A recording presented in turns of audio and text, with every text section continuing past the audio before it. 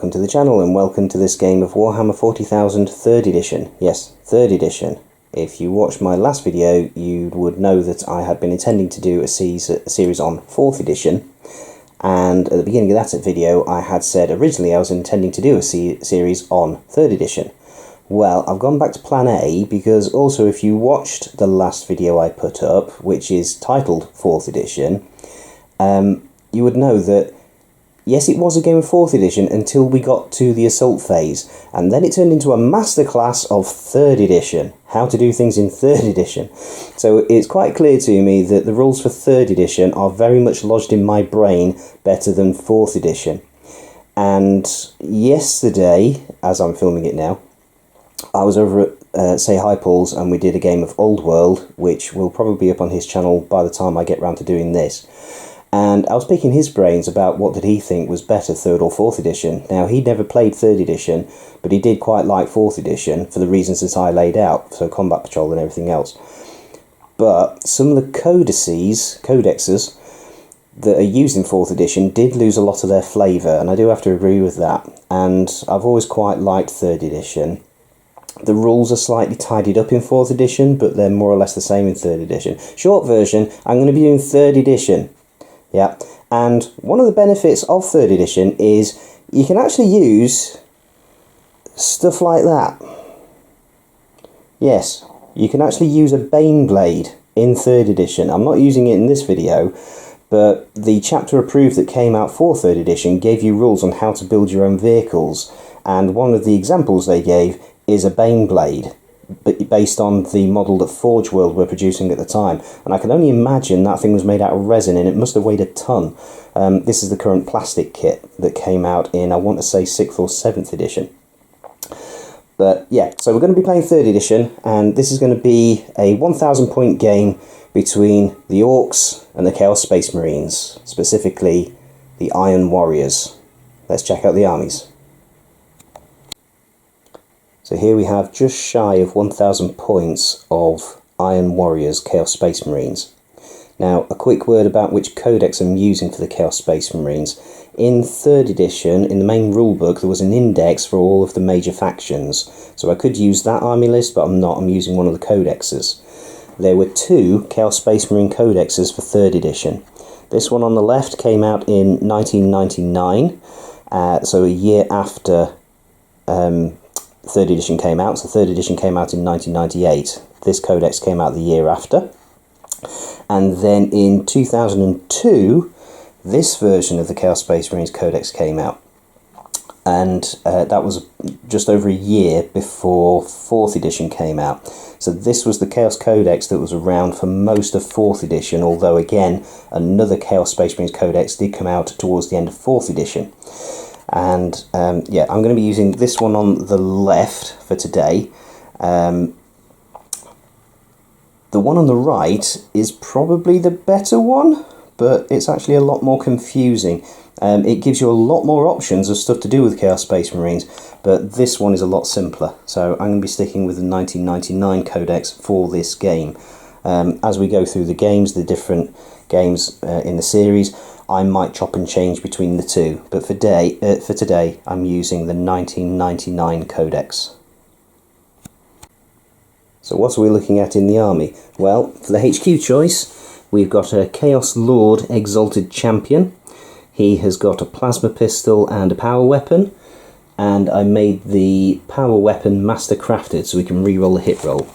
And I'm trying to squat in a really uncomfortable position to film this steadily so that the microphone keeps picking my voice up.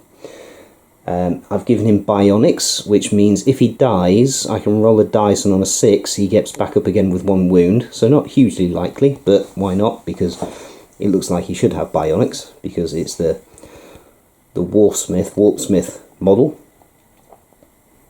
And he's got the Mark of Chaos Undivided. So in terms of marks, everything that can have a mark, so the Terminators, the 2 units of Chaos Space Marines, they've got Mark of Chaos Undivided, which allows me to re-roll a failed morale check. The Terminators, we've got 5 Chaos Terminators. In there we've got 2 Combi Flamers, a Combi Melter, 3 Power Fists, a Chain Fist, the Aspiring Champion, which is this one on the end. He has got a power weapon and a combi melter, and we've got a heavy weapon in there in the shape of an autocannon. Then the Chaos Space Marines, I've got 2 units, both of 10. One is equipped for long range, so they've all got bolt guns, and there's also a missile launcher, and just in case anything gets too close, we've got a melter gun in there as well. I'm going to keep calling that a multi-melter, I just know it, but it's a melter gun.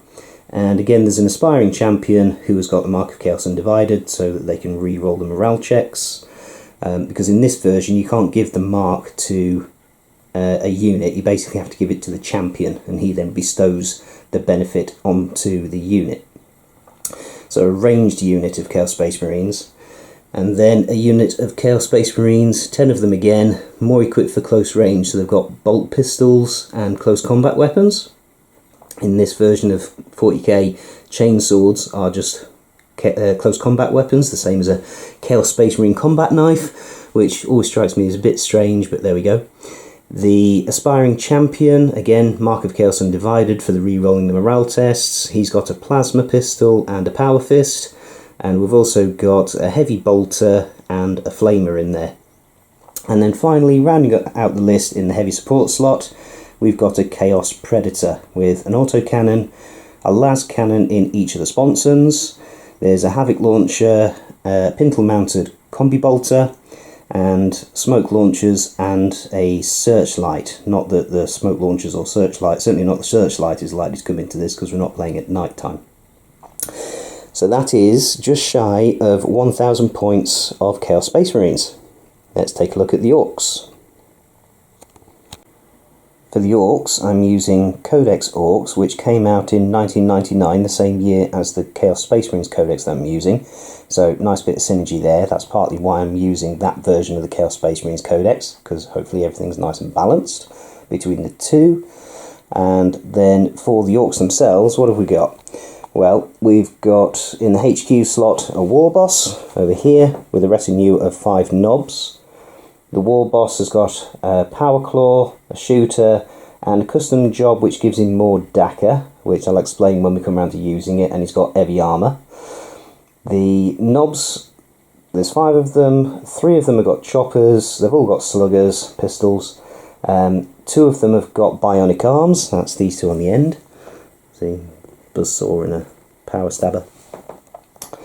And they've got heavy armour too, and they're going to be rocking around in a war truck. The war truck has got a big shooter and a wrecking ball and a stick bomb chucker. Onto elites, we've got 5 storm boys, which are bog standard, no upgrades on them. We've also got 5 commandos who are going to be sneaking around trying to get into table quarters. We've got 2 mobs of boys, and in this version of the Codex, there's 2 flavours of boys. There's, he says, desperately scrolling through his spreadsheet that you can't see to the side, shooter boys and slugger boys. So these are the shooter boys, because they've got shooters. And there's 15 of them. The knob has got a chopper and a slugger, so a pistol. And there's a heavy weapons guy in there with a big shooter.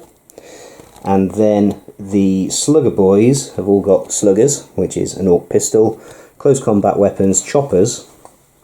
I believe if choppers, basically the maximum armour save you're allowed against a chopper is a 4+. And there's a knob in there with a power claw. And then finally we've got the battle wagon. Well, that's embarrassing, you just saw my abacus, that's what I use for keeping track of what turn it is and things like that. Battle wagon has got a cannon, a reinforced ram, a big grabber and a stick bomb chucker, in addition to all of the heavy shooters it's got, big shooters it's got. So that is slightly more than the Chaos Space Marines, but still under 1,000 points. It's 990 points, whereas the Chaos Space Marines was 978, I think it is. So those are the armies. Let's go and check out the mission. Actually, I'll quickly explain a few of the Ork special rules first, that way I might actually remember them during the game, but you know me, there's no guarantee of that. So Orks have got mob rule, so if an Ork fails a morale check or a test for pinning, they check for size. So what we do is we roll 2d6, and if the score is equal to or less than the number of orcs in the mob, then the orcs basically count that as their leadership. Their leadership is the number of orcs in the mob. So that's what they do for morale and pinning checks. Orcs on their own are quite low initiative. So initiative is a thing in this edition, and you work through combat initiative order. And just off the data sheet, orcs are initiative 2. The knobs are initiative 3, but standard orcs are initiative 2, which is actually quite low. So for example, Chaos Space Marines are initiative 4. So Chaos Space Marines are likely to be going first in the assault phase. But orcs have got this thing called the power of the War. So if an orc mob charges or makes a sweeping advance, then again we do a size check. So roll 2d6, and if it's equal to or less than the number of orcs in the mob, they double their initiative for the rest of that assault phase. So they are better if they charge. There's also a rule called mobbing up, which allows 2 depleted units of orcs to merge together into a single unit. So we'll see how that works if and when we come to it. And also, just very, very quickly, his Mordaka ability basically turns his shooter from a rapid fire weapon into Assault 2. So it shoots more Mordaka than a rapid fire weapon does. Right, now let's look at the mission. So this is the table I've got set up. It's obviously some kind of Imperial Manufactorum world. And the Orcs is here to loot it, and the Chaos Space Marines are here to see what they can salvage as well. And we're going to be using the Cleanse mission from the main rulebook. It's the simplest mission, and the one you should be using if you're just getting to know the rule set. And basically you set up in table quarters, so the table is divided into 4 equal quarters in the corners. And the aim of the mission is to control as many of the table quarters as you can. Whoever controls the most table quarters at the end of the game wins. To claim a table quarter as occupied, there must be no enemy units of troops, bikes or cavalry over half strength or mobile vehicles in the area. You must have a mobile vehicle or at least 1 unit of troops, bikes or cavalry with more than half their original numbers of models in the area. Characters do not count as units, so may not secure table quarters on their own. Okay, so now there's a little bit of dice rolling to be done, so let me grab some dice. The first thing we need to do is decide who's the attacker and who's the defender. Now you could just do a standard roll-off for this, but in 3rd edition the armies were given strategy ratings. Orcs have got a strategy rating of 1, which means they roll 1d6, and Chaos Space Marines have got a strategy rating of 2, which means they roll 2d6. And it's not the combined total, it's I roll the 2d6 for the Chaos Space Marines, and whatever is the highest value, that's their score for determining who's the attacker and defender. So there's a 5 and a 1, so we discard the 1, we go with the 5 for the Chaos Space Marines. And the Orcs obviously need to beat a 5. That's a 2, so the Orcs are the defender. So 3, if you're wondering, 3 is the best, and that's just for regular Imperial Space Marines. So the Orcs are the defenders, Chaos Space Marines are the attackers. Then we need to roll off to decide, or rather to determine, who gets to pick which table quarter they're going to start from. So that's a 2 for the Orcs and a 4 for the Chaos Space Marines. So the Chaos Space Marines will get to pick their quarter. And then there's another roll-off to determine who gets to go first, or rather to choose who goes first. So I'm going to do that now, while we're still rolling all the dice. So the Orcs will get to choose who goes first or second. That's a 4. These dice aren't great. These are the old world dice. And they're quite shimmering, they don't show up very well on camera. But yeah, the Orcs will get to choose who goes first after we've deployed. Okay, we're set up, and in this mission there is a specific order in which you have to deploy, and it's alternating deployment. First of all, you have to put down your heavy support units, so the Chaos Space Marines put the Predator down first, then the Orks had to put the Battle Wagon down. Then it's troops, so we've got the Chaos Space Marines here, the close combat armed ones, in the lee of this silo building here, with the ranged unit over there.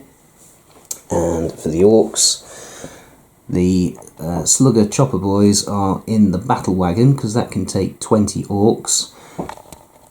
And the Shooter unit is behind them, going to move up with the Battle Wagon as cover. Then it's Elites. Now, Terminators can deep strike, but in this mission they're not allowed to, so they have to start on the table. Let me just quickly go around to the other side of the table to talk through the Orks for a moment. Strangely enough, in this codex, these guys, dear me, Storm Boys, I forgot what they were called for a second, Storm Boys are not fast attack, they're elites. Now, you're supposed to put fast attack units down last. Now, there's no fast attack choices in either army, so the Storm Boys are down. The other unit of elites for the Orks was the Commandos, who are around here, and Commandos have got Infiltrate, which basically means you put them down last, if the mission rules don't say otherwise. So they went down last, but before that we've got the HQs, we've got the War Boss in his truck, and we've got the Chaos Lord. So that's it for deployment. We already know that the Orks get to choose whether to go first or not, and the Orks are going to go first, because that's Orky, innit? Let's have it, let's have them. I am wishing I'd got a unit of Gretchen that I could have stuck in the backfield somewhere to keep hold of this objective, but I didn't, because I wanted to make it fair on the Chaos Space Marines in terms of points. Anyway, turn 1, Orks, coming up. Right, 3rd edition has got 3 phases: movement, shooting and assault. Movement wise, all infantry models, unless specified otherwise, all have the exact same movement stat. They can all move 6 inches. Vehicles, unless specified otherwise, move up to 12 inches. There are a few exceptions, so for example the Storm Boys, they've got jump packs, so they can move 12 inches and they can fly. Eldar Skimmers can move 24 inches and things like that, but other than that it's fairly standard movement rate, 6 inches for infantry, 12 inches for vehicles. So we're going to do the Orks movement phase, and I'll come back to you and explain what everything's done when I've done it. Right, so at the end of the Orks movement phase, the Commandos have moved forwards their 6 inches and are now in this table quarter. Sneaky. They's sneaky gits. They's gone behind the cover. The truck with the War Boss in has moved forwards, driven forwards 6 inches. The Battle Wagon with the Slugger Boys, that's moved forwards 12 inches. And these Shooter Boys have moved up their 6 inches, following in the wake of the Battle Wagon. The Storm Boys have stayed put. Now, you might be thinking that's not very Yorkie, but I would draw to your attention that, in case you can't tell from the colour scheme, these are Blood Axes. So, yeah, hence why their axes are red. My son Joshua reckons they look like fire axes, but no, they's Blood Axes. They's got tactics and things. They thinks about what they's going to do before they does it, or something like that. Yeah, not really successfully, but yeah, the Storm Boys have been told, don't go rushing off yet, wait until something else is going to draw their fire, then you lads can nips over here and check out what's over here, down in by this big piece of gubbins over here, see what loot there is. It's really easy to fall into orc talking. Don't know if anybody else has ever noticed that. I'm more inclined to do it when I'm by myself. If I'm around anybody else, I'm a little bit self-conscious about it, but when it's just me, yeah, I don't mind talking like an orc. So yeah, what we could now do is the units that are embarked in the transports could now disembark, but they're not quite close enough. If they would get out now, they might just get gunned down by the Chaos Space Marines. So they're going to stay in the transports for a little bit longer to get a bit closer to the spiky Yumis. So that is effectively the end of the Orks' turn, because I don't think there's any shooting. Let me just check lines of sight, see if anything's in line of sight for shooting. Right, so the big shooter on the truck can draw line of sight onto those Chaos Space Marines. It's an assault weapon, it's assault 3, so it can shoot and move, but then again it's on a vehicle, and a vehicle can move and shoot anyway. So let's shoot the big shooter in at those Chaos Space Marines. Righty-ho, first cock-up of the day. What you're about to see shouldn't have happened, because the truck moved its full 12 inches, and when a vehicle moves its maximum movement allowance, it can't fire any of its weapons. So what you're about to see shouldn't have happened, but as you will see, didn't really make any difference anyway. Orc shooting. So unlike more modern versions of Warhammer 40,000, there isn't a fixed to hit roll on the datasheet that you have to achieve. Units have got a ballistic skill, so on the current version it's still called ballistic skill, but rather than saying 3 plus 4 plus 5 plus, it's a sliding scale, and Orks are ballistic skill 2, which means they need to roll 5 or more. So we've got 3 shots hitting on 5s, and they all miss. That's Orc shooting. Again, I don't know if you can see the dice, but we've got a 1, a 2 and a 3, but yeah, they all miss. So that will be the end of Orcs turn 1. Over to Chaos Space Marines. So we're at the end of the Chaos Space Marines movement phase. The close combat Chaos Space Marines have moved forwards after that burst of fire from the Orks, giving their position away. So they have moved in close to the silo. This edition, there is a heavy bolter in there, which you probably might be thinking, why haven't you opened fire with a heavy bolter into the truck? Because it's only a truck. In this version of 40k, infantry with heavy weapons cannot move and fire heavy weapons. Other versions of 40k, you can normally move and fire them with a penalty, so normally -1 to your hit roll, or you get a benefit if you're standing still in the latest version. But this version, if you've got a heavy weapon, you can't move and fire it. Likewise, even if the model that is holding the weapon stayed still and other models in the same unit moved, the model holding the heavy weapon still cannot fire. So for now, the unit has moved forwards, ducking in for a bit of cover.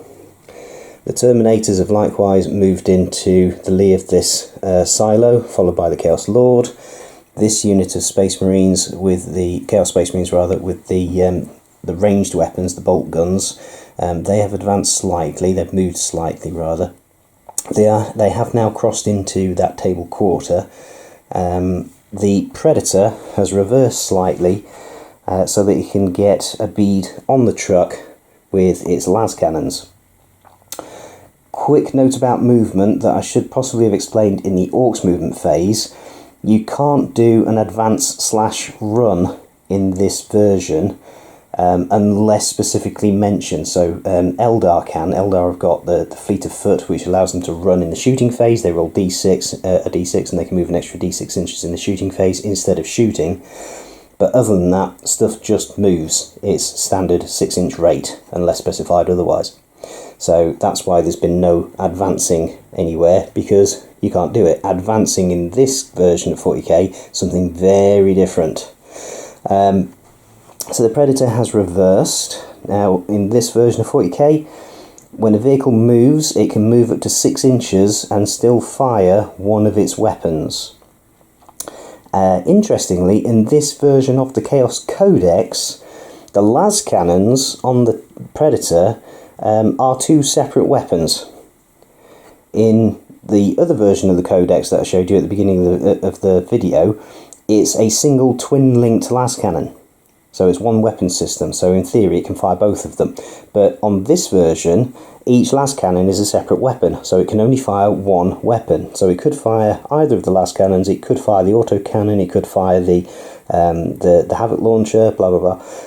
But for now it can only fire one las cannon. So this las cannon on the left sponson, you draw line of sight from the actual weapon mount And that's the other thing, in this version of the game, vehicle facings are a thing, so that lascannon can only fire to the left. The left-hand lascannon can only fire in the 180 degree, slightly more than 180 degree arc. I think it's something like 190 degree, because it can fire slightly to the right, but not much. So yeah, that lascannon could not shoot to the right, for obvious reasons, which I think is very sensible. Anyway, that lascannon is going to shoot at the truck. First of all, we need to roll to see if the lascannon actually hits the target. So just like with the big shooter, this is a roll against the ballistic skill. Chaos Space Marines are ballistic skill 4, so they need a 3+. That's a hit. Now, shooting against vehicles is not like shooting against infantry. Vehicles have got armour ratings, and again, it depends on the facing. Normally, the armour on the front of the vehicle is stronger than the armour on the sides, with the armour being weakest on the back. A truck is armour 10 all the way around, so it doesn't matter whether you're shooting at front arc, side arc or rear arc, it's armour 10. So what we do with this is, rather than the traditional comparing strength against toughness, we roll a d6 and add it to the strength of the weapon. A lascannon is strength 9, so we roll a d6, add that to the strength of the weapon, and compare that against the armour value of the facing of the vehicle. So basically, on a 1+, it is going to do some damage to the truck, but how much depends on how much we penetrate the armour by. If we roll a 1, then 1 + 9 is 10. The armour value of the truck is 10. If it's exactly the same, it's what's called a glancing hit. If it's more than the armour value, it's a penetrating hit. And depending on whether it's a glancing hit or a penetrating hit dictates which table we then roll on to see what damage is caused. But first up, let's see whether it's a glancing hit or a penetrating hit. That's another 6. 6 + 9 is 15, which is obviously higher than the armour value of the truck, which is 10. So that will be a penetrating hit. So now we roll a d6 again and compare it to the penetrating hits damage table. But not only that, a truck is what's called open-topped. So because it's open-topped, it means basically it's squishier. So we get +1 to the roll that we then look up on the damage table. I should say there is also a third damage table if you're firing from an ordnance weapon. An ordnance weapon is like a Lehman Russ battle cannon weapon, but we're not using any ordnance weapons in this game, I don't think. Can't remember about the cannon on the battle wagon. Anyway, this is a lascannon. So just straight up penetrating hit. So that's a 4. Because it's open-topped, it goes to a 5. And 5 on the penetrating hit table is vehicle destroyed. An explosion slews the wreck d6 inches in a scattered direction. On a hit, it flips onto its top or side. Models in the way must move aside. So I need my trusty scatter dice. Oh, that's a hit. So it flips on its side. Yeah, sorry, I was just reading to see if it still slews, because we rolled a hit. And on the hit symbol there is a little tiny arrow which still points in a direction, and apparently that is in case there's a weapon that always scatters when you fire it. So in this case I'm just going to take it as per the text, which means it just flips over where it is. We then need to work out what happens to the passengers. Right, so the vehicle is flipped on its side. Before the passengers disembark, we need to see if they get injured. So we roll a d6 for each of the passengers, and on a 4+, they take a wound, which you can then take armour saves against. So we'll do this one at a time, even though it's not actually going to hurt anybody. You've got the war boss in there and also his bodyguard. So we've got the war boss. He does take a wound. We'll do the saves in a moment, and then there's 5 knobs. 2 of them take wounds, so this could kill a knob. I just realised looking at that, I'm rolling a lot of 6s with those grey dice. Right, the war boss gets his armour save of 4+ because he's got heavy armour. He's fine, that's a 6. That skull and crossbones symbol is a 6. And then the other 2 on the knobs, that was a drop, not a roll. 1 pass, 1 fail. So knobs are 2 wounds, so one of them will be injured as they stumble out. And we then place the survivors within 2 inches of the wrecked vehicle. And also in this game, we don't remove the wreck stays there, doesn't get taken off the table. And the survivors have disembarked from the wreck, and as you can see, there's a wounded knob. So that's the end of the first turn, and right now, obviously the Chaos Space Marines have got first blood. They've destroyed that truck and injured one of the enemy knobs, but probably the Orks are in the better position. So they're better poised to be able to move into quarters, although right here, right now, the Chaos Space Marines are making a concerted push. But yeah, it's a bit early in the game to say which way this is going to go. But moving into Orks turn 2. Right, we're part way through the Orks movement phase. The commandos have moved up here, and they, being sneaky gits, are probably just going to tuck in and dig in down there. The war boss and his knobs have moved forwards into the cover of those barrels. Not that they are cowards, but equally they're not stupid. And there's a bunch of Chaos Space Marines around there. Over here, these Orks have disembarked. Oh, just quickly backpedal.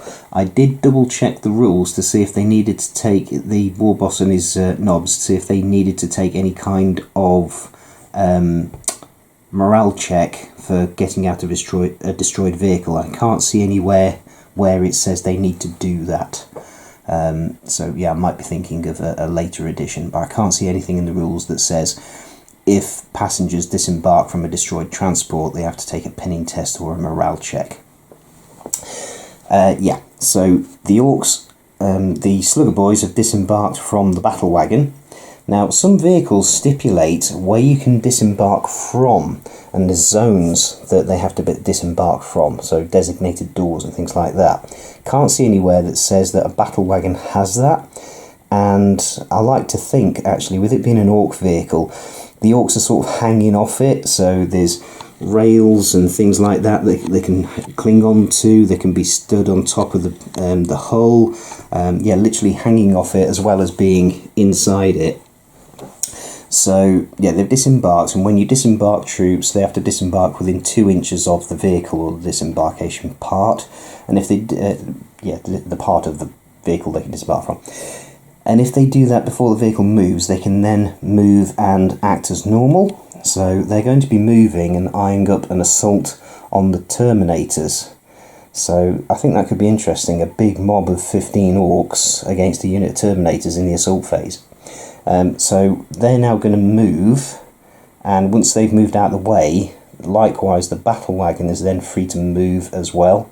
So I'm going to move the Ork boys, and then we'll come back. And this is what it looks like after they've made their move. So that big mob that was crowded around the sides have surged forwards. I was going to say lurched, kind of a combination of lurch and surge, but it's definitely a surge, definitely a surge. Right, that doesn't leave the battle wagon too much room to manoeuvre. Not that that's ever bothered an Ork before.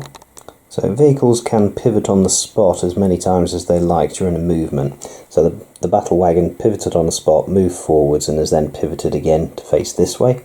And bearing in mind this game uses true line of sight, the cannon in the turret can actually see the Predator over the top of this massive Orks and Terminators. These boys have seen the wall boss heading that way, and they obviously picked up on the big shooter firing that didn't technically happen because it shouldn't have happened anyway. So they've rushed forwards. Right, lads, follow the boss. So they're going that way because this lot's going that way, and then the Storm Boys have moved around a little bit, getting ready to follow their orders, which is, hang on lads, wait until the Spiky Yumis is shooting at other stuff so that we can go that way and grab the loot. Right. Shooting phase. I'm going to start things off with the battle wagon. So the cannon in the turret is going to fire, so it moves 6 inches so it can still fire one weapon. So it's going to fire the cannon into the predator.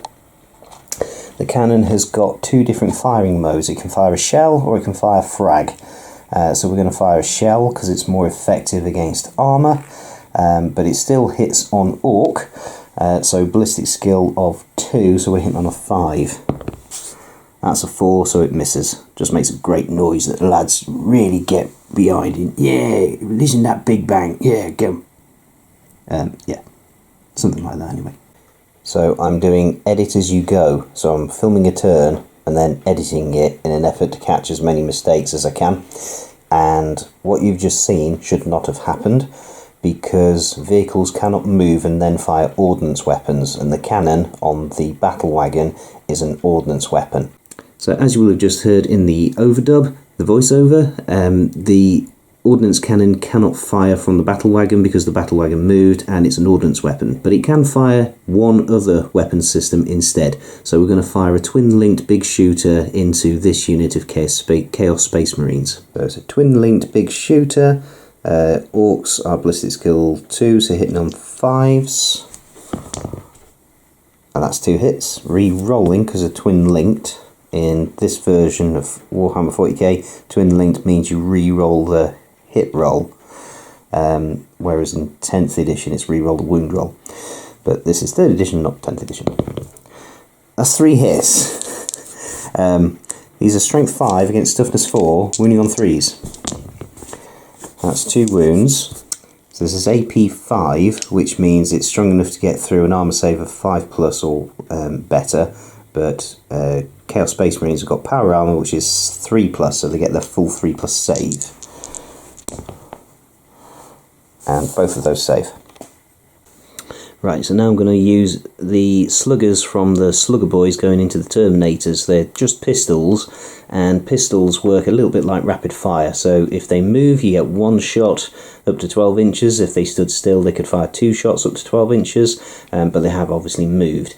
Now, for all that I just said, that it's true line of sight in this version, the rules also say that you can basically see through your own models in your own unit. So with that said, all of the boys can see at least a Terminator, so they can all shoot. So this is 15 shots, going to hit on 5s because Orks with ballistic skill 2. 1, 2, 3, 4 hits. These sluggers are strength 4, going up against Terminators are toughness 4, so wounding on 4s. That's 2 hits. Now, Terminators are Terminators, so they've got 2 up saves. Oh, they do kill a Terminator with pistol fire. Right. Coming around here to the War Boss and the Knobs, shooting in at these Chaos Space Marines. The War Boss gets 2 shots from his assault weapon because of the Mordaka upgrade. So that takes it from a rapid fire weapon to an assault weapon, an assault 2 weapon. And the other guys have all got sluggers, exactly the same as what we've just seen, but practically they're all hitting on the same profile. They're all the same ballistic skill, they're all strength 4, they're all in range. So that will be 7 shots in total, hitting on 5s. That's 3 hits. What was I saying earlier about orc shooting? Strength 4, toughness 4, so wounding on 4s. That's 1 wound. And these are Space Marines, so they get power armour, Chaos Space Marines in power armour, so they get 3 up armour save. And that saves. So no damage done to the Chaos Space Marines. Now we move on to the assault phase, and the boys are going to assault into the Terminators. And again, this is unlike more modern editions where you roll 2d6 and see if you make the charge. In this, it's just an auto 6. Everybody moves 6 inches. So you start with the closest model to the closest model, and then you're aiming to get as many into base-to-base contact as you can. So we're going to start with those nearest the Terminators. They're going to move so that they make base-to-base contact, then everybody else moves 6 inches in an effort to try to make base contact. Should also mention there's no such thing as Overwatch in this edition, so the Terminators can't shoot at the Orks as the Orks come charging in. I remembered the power of the Wa, so we take a size check on the Ork mob. So I would have to roll 2d6 and compare it to the number of Orks in the mob, and if it's greater than the number of Orks in the mob, then they have to fight on their regular initiative. There's 15 Orks there, and maximum on a 2d6 would be 12, so they automatically pass that, so the Orks are going to be getting +2, no, they double their initiative.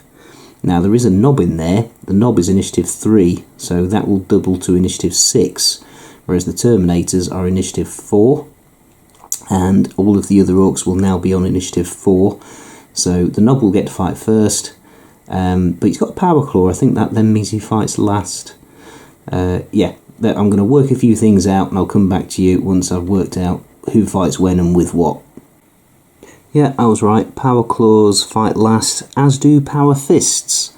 So the knob will be fighting last, and any Terminator armed with a power fist or a chain fist will be fighting last. So the champion has the Chaos Terminator champion has got a power weapon, so he can fight at his regular initiative, and also the Chaos Lord is now considered to be part of the Terminators squad because he moved into he moved within 2 inches of the of a model.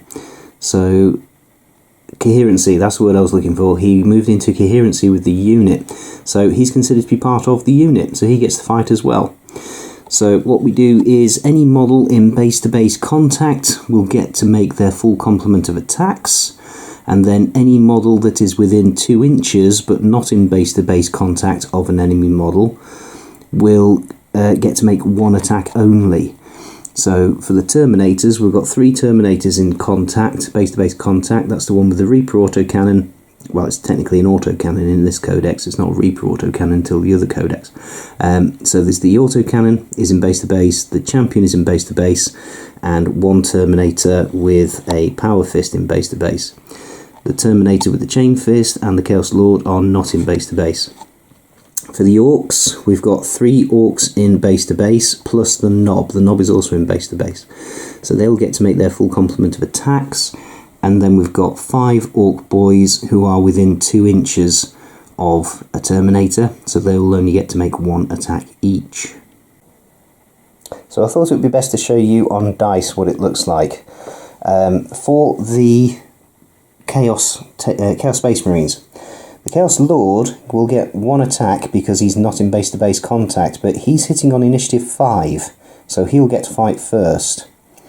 The Terminator Champion gets 2 attacks. Interestingly, in this version of the Codex, he doesn't get an extra attack. In the other version of the Codex, the later version of the Codex, champions do get an extra attack, but they've been shortchanged in this version, so the Terminator doesn't get an extra attack. He'll be hitting on initiative 4 because he's got a power weapon. The other Terminators, 2 of them are in base-to-base contact, so they'll get their full 2 attacks, but they've got power fists, so they'll be hitting last, effectively on initiative 1. And then the other Terminator is not in base-to-base, the one with the chain fist, so he'll only get 1 attack, and because it's a chain fist, he'll effectively be fighting last, effectively on initiative 1. For the Orks, the knob will get 3 attacks on his base profile. He gets 1 extra for charging, and he gets 1 extra for having a pistol and a combat weapon. So he's in base-to-base, so he'll get all of those attacks, but because his close combat weapon is a power claw, he will be fighting last at the same time as the Terminators with the power fist and the chain fist. The other Orks, we've got 3 in base-to-base. They get 2 attacks each. They get an extra 1 because they charged, and they get an extra 1 for having a pistol and a close combat weapon. So each of those Orks is going to be getting 4 attacks each, because they are in base-to-base. And then we've got 5 Orks who are not in base-to-base contact, but they are within 2 inches of a Terminator. So they will be getting 1 attack each. and all of the Orc boys, with the exception of the Knob, will be fighting on Initiative 4, so simultaneously with the Chaos Terminator Champion. So we start at the top, we start with the Chaos Lord, he gets to fight before anybody else does, and then the Chaos Terminator Champion and the rest of the boys will get to fight at the same time, and then the other Terminators and the Knob will get to fight at the same time after this. Right, let's start with the Chaos Lord. So as mentioned, the Chaos Lord gets 1 attack. He is weapon skill 5, the Orcs are weapon skill 4. Now, it does say in the code, in the rulebook rather, where you've got models with differing, in the target unit, with differing weapon skill or toughness, you are supposed to allocate attacks. Now, the boss Knob, he has got the same weapon skill and toughness as the boys. He's got a different strength stat and he's got a different wound stat. But because it specifically says weapons and weapon skill and toughness, we don't have to divvy them up. So the Chaos Lord is basically just attacking the unit of Orcs. Right. So he is weapon skill 5, the Chaos Lord, against weapon skill 4. So he's going to hit on 3s because his weapon skill is 1 higher than the enemy. So hit on a 3. That's a hit. He is strength 4 against toughness 4, so he's going to wound on a 4. That is a wound. With his mastercrafted power weapon. So if he'd have missed, with it being mastercrafted, he could have re-rolled the hit roll, but he didn't. He hit and he wounded. Now it is a power weapon, and in this version of 40k, a power weapon just simply cleaves straight through any armour you've got. So that is a dead Orc. So that would be 1 less Orc that is fighting back, and you have to remove models in base to base first. So one of this lot of dice is not going to get rolled, because that Orc is now dead before he gets a chance to fight. So I have removed the Orc that was in base to base with one of the Terminators and was closest to the Chaos Lord. Right, now the Chaos Terminator Champion with his power weapon will get to fight at the same time as all of the boys that can fight, that is. So the Chaos Terminator Champion is weapon skill 4 against weapon skill 4. So he'll be hitting on 4s, and he's strength 4 against toughness 4, so wounding on 4s with 2 attacks. So that's 1 hit, which will wound on a 4, doesn't wound. Now, all of the boys get to fight. So I'm going to remove this lot of dice, because that boy is dead, but then all of these, and all of those, will now get to fight, and then we'll do the Knob afterwards. Right, let's try and pick that lot up in one hand. As I just said, where we've got different weapon skills or toughness, you're supposed to allocate attacks, and the Chaos Lord is a different weapon skill to the rest of the Terminators. So for simplicity, I'm just simply going to say they're just going into the Terminators. Right, so just as before, this will be weapon skill 4 against weapon skill 4, so hitting on 4s. That's not so good for the Orcs. Yeah, that's 5 hits. Strength 3 on an Orc against toughness 4, so winning on 5s. That's only 1 wound. Now, because these are choppers, the best save you can have against a chopper is a 4+, and the example it gives in the Codex is specifically Terminators. So Terminators ordinarily have a 2+ save, but because we're hitting Terminators with choppers, that 2+ save becomes a 4+ save. So that's only a 2, so that's a dead Terminator. And again, we have to take one off that's in base-to-base contact. So that would mean either the champion or the guy with the autocannon. Yeah, part of me is inclined to take the guy with the autocannon off, if I'm perfectly honest. Because, yeah, hitting last against a big mob, probably not good. Whereas the champion will get to fight before something armed with a power fist. Okay, now we've got the remaining attacks from the Orc Knob and the other Terminator, so that's 5 attacks each. And in both instances there's going to be instant death, because Power Fists, Power Claws and Chain Fists double the strength of the attack, which will be enough to double out the toughness, so we get instant death. You can't defend against a wound from a weapon whose strength value is double or more your toughness. Right, I'm watching this through for the very last time before I upload it onto YouTube, and I'm kicking myself because A, I didn't explain that very well, and B, I've kind of got it wrong, and C, I forget about invulnerable saves, and that's really bad.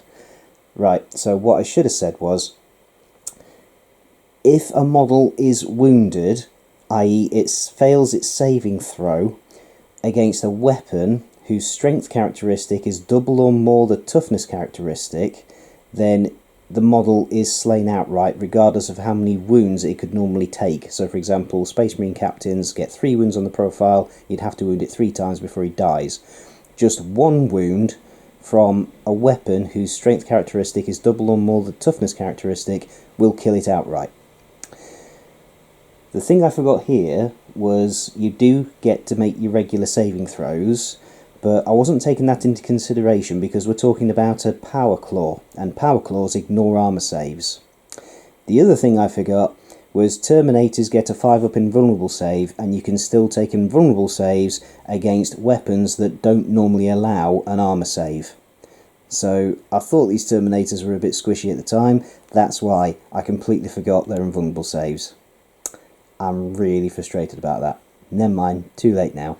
I think I've explained that right. Let's roll some dice. Okay, the boss knob is weapon skill 4 against weapon skill 4, so this will be 5 attacks hitting on 4s. That's 4 hits. And then these are effectively strength 8, because he's strength 4 and the Power Claw doubles it. So this will wound on 2s, or rather kill on 2s. Wowzer. 2 fail to wound. So that's 2 dead Terminators. Sorry, I do still get to make the... Do I? It's Power Claw. Does Power Claw work like a power weapon? I need to check if a Power Claw works like a power weapon and completely ignores saves. I think it does. Yep, Power Fists and Power Claws ignore armor saves. So that is 2 dead Terminators, but the Terminators do get a chance to fight before they die because this is simultaneous. So exactly the same. 5 attacks hitting on 4s, because weapon skill 4 against weapon skill 4. That's 3 hits, and this will kill on 2s because it doubles the strength up to 8, and Orcs are toughness 4, and they are Power Fists and Chain Fists. So that's 2 dead Orcs. Now, you're supposed to remove models as casualties from those who are in base-to-base contact, and the 2 Terminators that I've just taken off, the one at the back wasn't in base-to-base contact, and by the time that the first one had made his, the other one had made his attacks, he was no longer in base-to-base contact. And if your opponent dies before you get a chance to make your attacks, you are still considered to be in base-to-base contact with another enemy model that you are engaged with. So what I'm getting at is the only Orc that's still in base-to-base contact is the Knob, and he has got 2 wounds, so I think the Knob is supposed to die at this point. I think that makes sense. But that would be insta-kill, so he would die because instant death doesn't matter how many wounds you've got, you're just outright dead. And then one of the other Orcs will also die. That feels right to me. Take out the one that's in base to base and then one of the others that's close. Okay, now we work out the combat result, and that's based on how many wounds you inflicted. And this is where it's going to get a little bit controversial with my decision to take away the Knob. The Orcs killed 3 Terminators, so that's 3 wounds worth. They inflicted 3 wounds, which killed 3 Terminators. The Terminators and the Chaos Lord killed 3 Orcs, one of which was the Knob, but the knob has got 2 wounds. But you base it on the number of wounds that you inflicted, not necessarily how many wounds the model had. So technically we inflicted 3 wounds. So it's a draw. It's 3 aside, and it's not like I said in the last game, the 4th edition game that wasn't really a 4th edition game because it turned into 3rd edition in the assault phase. It's literally just based on how many wounds you do, not on anything else. I'm only picking this up now, which is actually real-time wise, much later in the game, after I've resolved another combat and just realised the mistake I made here. Because it was a draw, 3 wounds inflicted apiece, what I should then have done is a simple roll-off to determine the winner, as it's called a tie-break in the rules. And if the result of the roll-off was still a draw, so both sides roll the same number, then the combat is officially a draw, and everything that follows on from this point in the video is correct in terms of this combat. Whichever side, if the result of the roll-off was that one side won and the other side lost, the losing side would have had to take a morale test, possibly fallen back, etc, etc. So, apologies, only just picking up on that now. So for this purposes, we will assume that the result of the roll-off was a draw. So the combat is officially a draw, and if there were still models in base to base, then everybody would stay put and the combat would continue.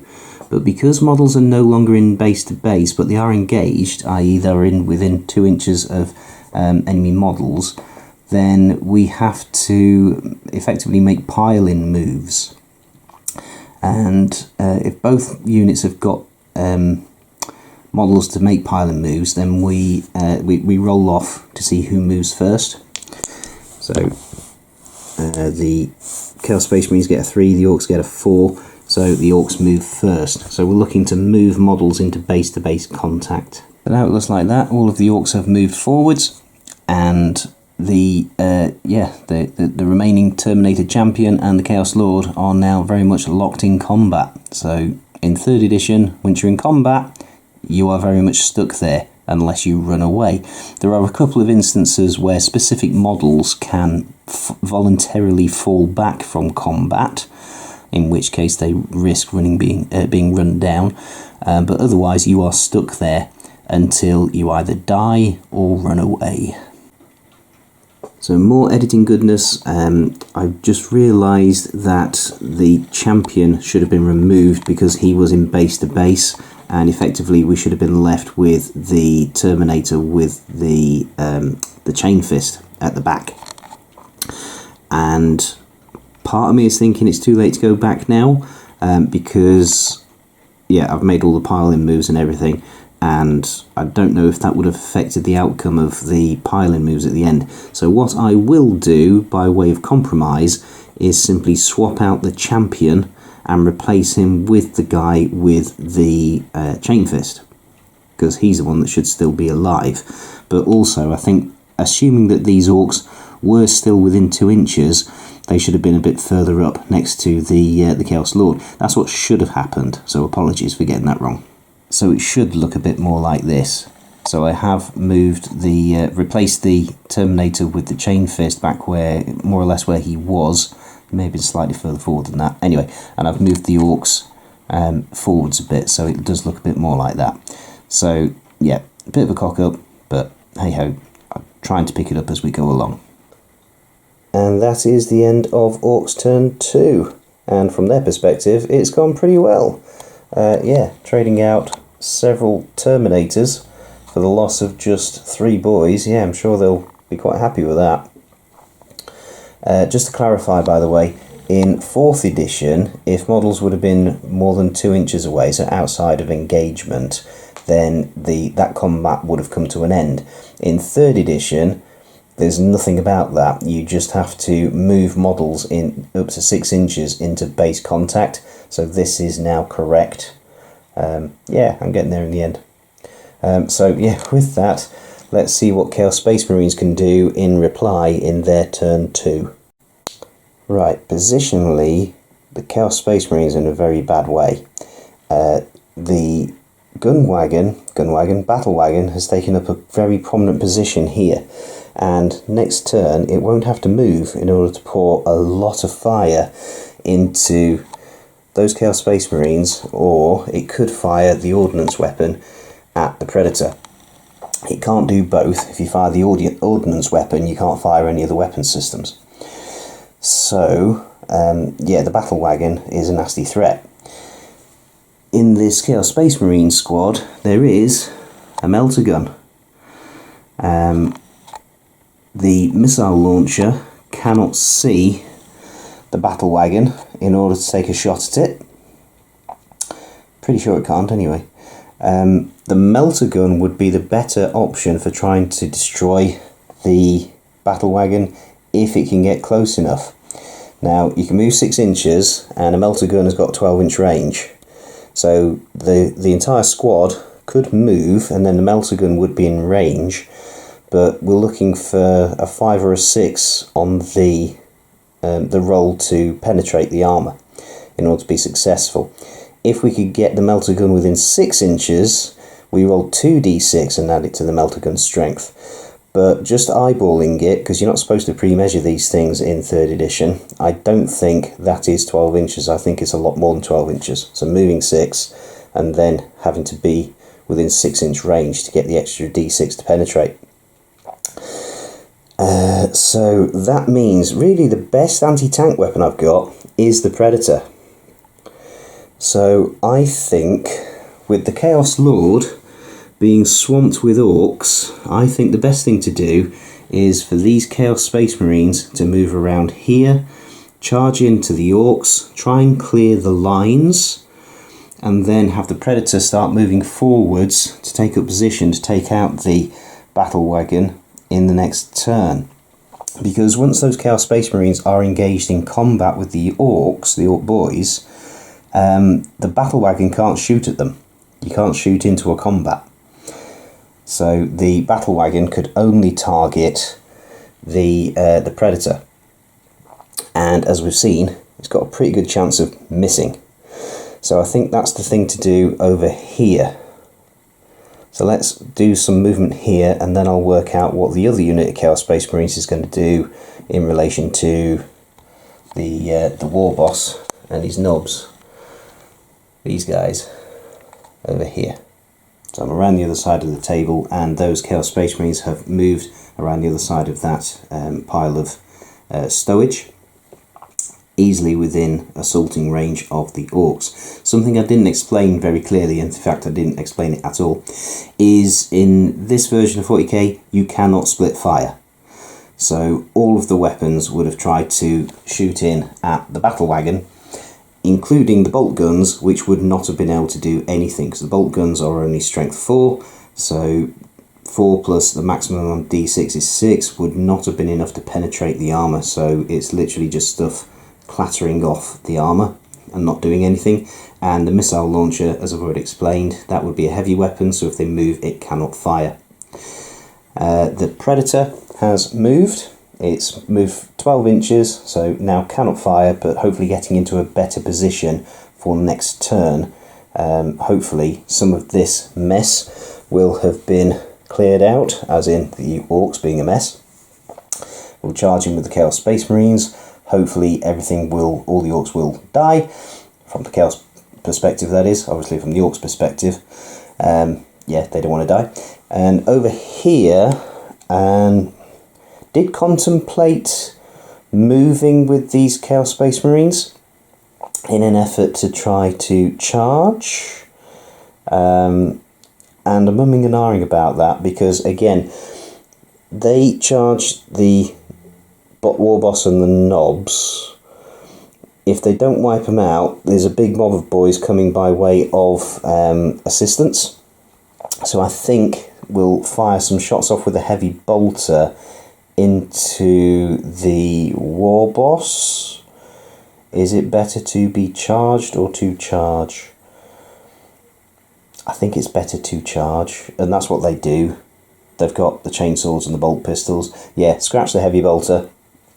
I think these guys are going to move and then try to charge the war boss That feels like the right thing to do. Yep, we'll do that. Right, so there we are, we've moved, and as many of them could, moved first, so now the heavy bolter is at the back, because he's not as close combat orientated as the other guys are. There is a flamer in there. The flamer is an assault weapon, so we could fire that in. We could try and flame a few, because you can fire assault weapons and then still charge, and I'm pretty sure, but I will have to double check, you can fire pistols and then still charge, but I will need to check that. Right, speaking of which, let's do some shooting. So unlike 8th edition onwards in 40k, flamers are not a random number of shots. Instead, there's a template. And I'm really sad that mine's white. I want an orange one. I might have to see if I can find one on eBay or something. But yeah, you place the template, and anything even partially covered by the template is automatically hit with no benefit of cover.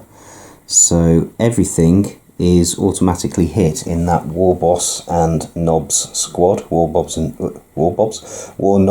Retinue. War Boss and Retinue. That lot are all hit by the flamer.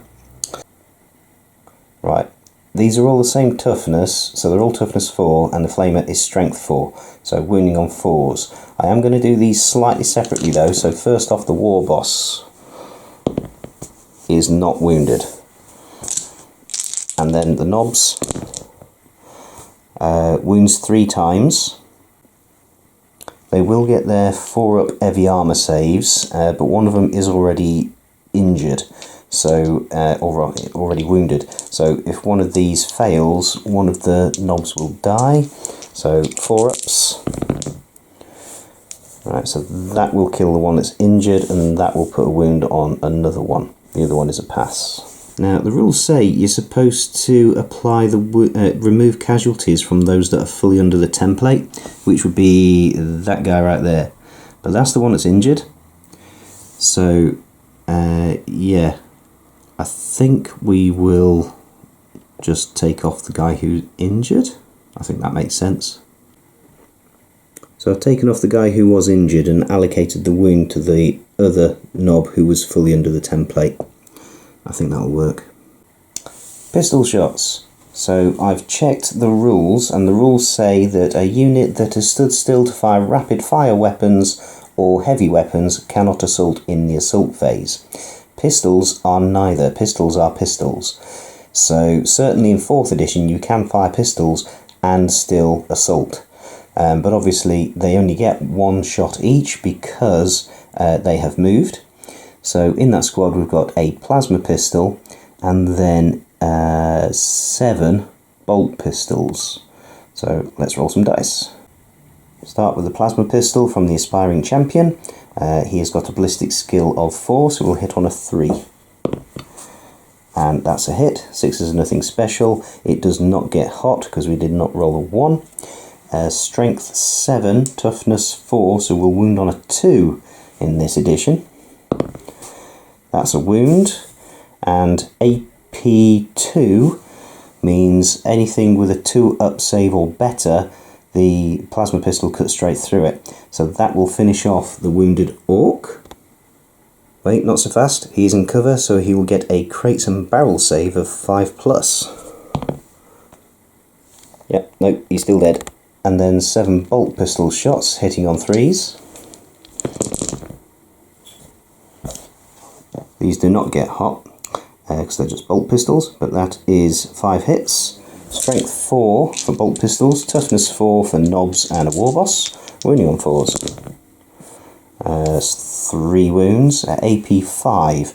So the Orks are armour 4+ with their heavy armour, so they will still get their full armour save of 4+. And they fail all 3. So that's another dead Nob and another one gets wounded. And now the War Boss and the Nobs will need to take a leadership test because they have taken 25% or more than 25% casualties in a single round of shooting. So they are not below 50% of starting strength because the unit had 6 models in it and now it's got 3. So it's just a straight up leadership test. And we don't have to worry about mob rule because the The war boss is leadership 9. So we need 9 or less on 2d6. And that's a 4, so they're fine. They keep on going, lads. In 3rd edition, you can't fire pistols in combat, so even though the Chaos Lord has got a plasma pistol, it effectively counts as one of his close combat weapons. So rather than shooting it in the shooting phase, you get an extra attack with it in the assault phase. So that is all the shooting done for the Chaos Space Marines. Let's move on to the assault phase. So we're going to have an assault over here from these Chaos Space Marines with the ranged weapons, and an assault over here from the close combat Chaos Space Marines into the war boss. So the unit of Chaos Space Marines with the ranged weapons charging in to relieve the Chaos Lord, they've charged in. By the looks of it, only one will not be able to fight, everybody else will be able to fight with at least one attack. And then over here, now then, strictly speaking, the war boss is in cover because he's behind a bunch of barrels. So he would normally be fighting at initiative 10, but the Chaos Space Marines are armed with frag grenades, so they throw the frag grenades as they go in, which causes the war boss to take cover. This all happens automatically in short version. Everybody is fighting simultaneously. So, yeah, let's see what happens.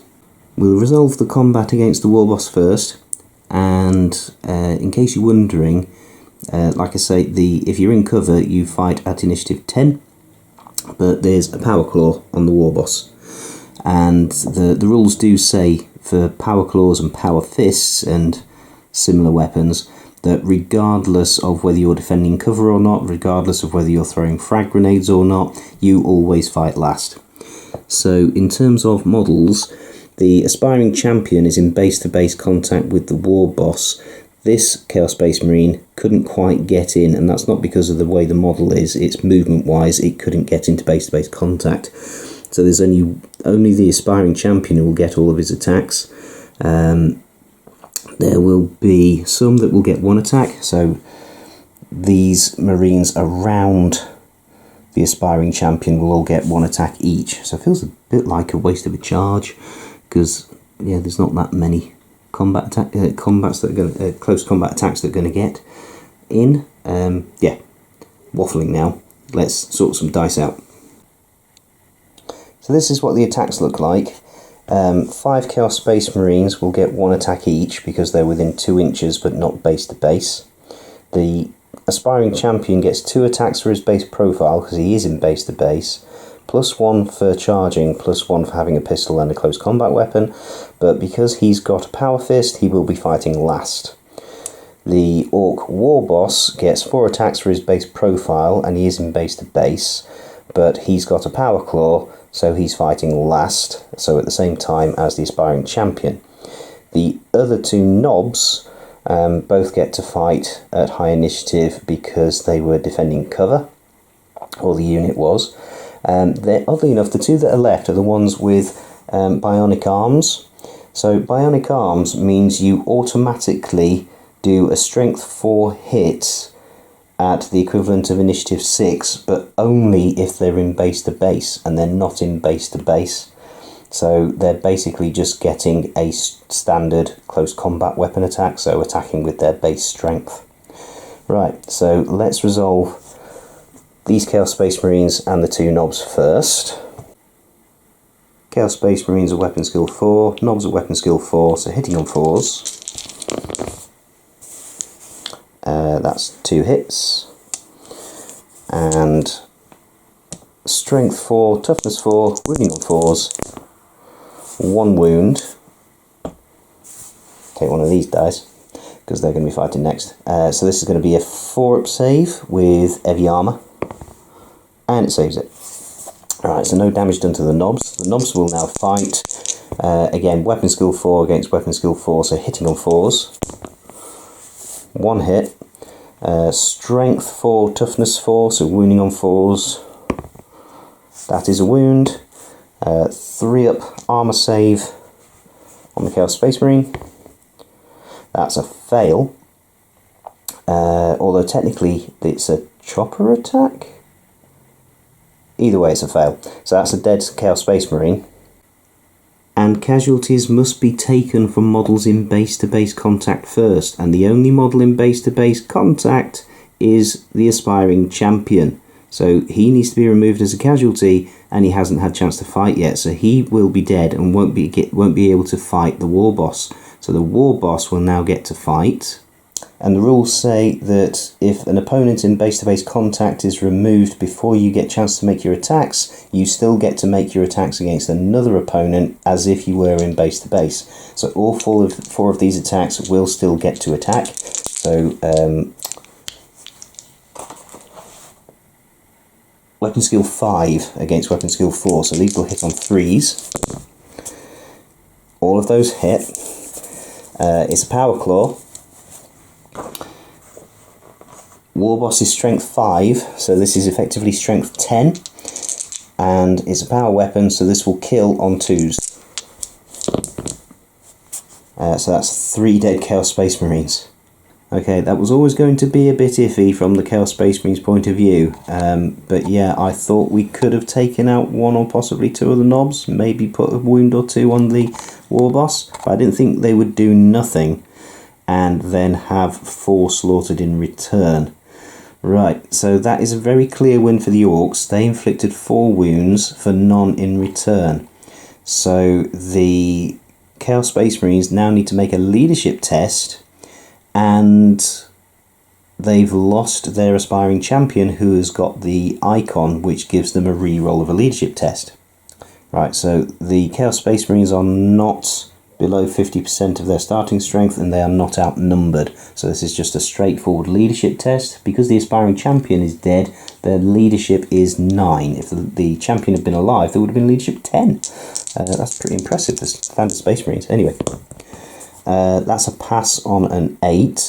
So effectively that means the combat is a draw. And both sides have got models that aren't engaged, so we now roll off to see who gets to move first their unengaged models into engagement, into base-to-base contact. So that'll be the Chaos Space Marines get to move first. And after moving, that knob is still not in base-to-base contact, so he can now move up to 6 inches to get into base-to-base contact with that Chaos Space Marine next to him. And it looks something like that. So this melee will continue into the next turn, at which point a bunch more Orks might join it. Speaking of continuing melees, let's go and have a look at the other combat on the other side of the table. Now for this combat, the Orks did not charge this turn, so they don't get to use their Power of the War ability. So this is just going to be a standard, straight up fight in initiative order. So that means we will start with the Chaos Champion, who is in base to base, so will get to make all of his attacks this turn. The Chaos Lord gets 3 attacks on his base profile, but he has got a plasma pistol in addition to his mastercrafted power weapon. So a pistol as well as a close combat weapon, so he gets an extra attack for that. So he will get 4 attacks. He is weapon skill 5, and all of the Orks are weapon skill 4. In fact, they're all now just basic boys. The knob is taken out. So 4 attacks, hitting on 3s, and we can re-roll 1 hit because it's a mastercrafted power weapon.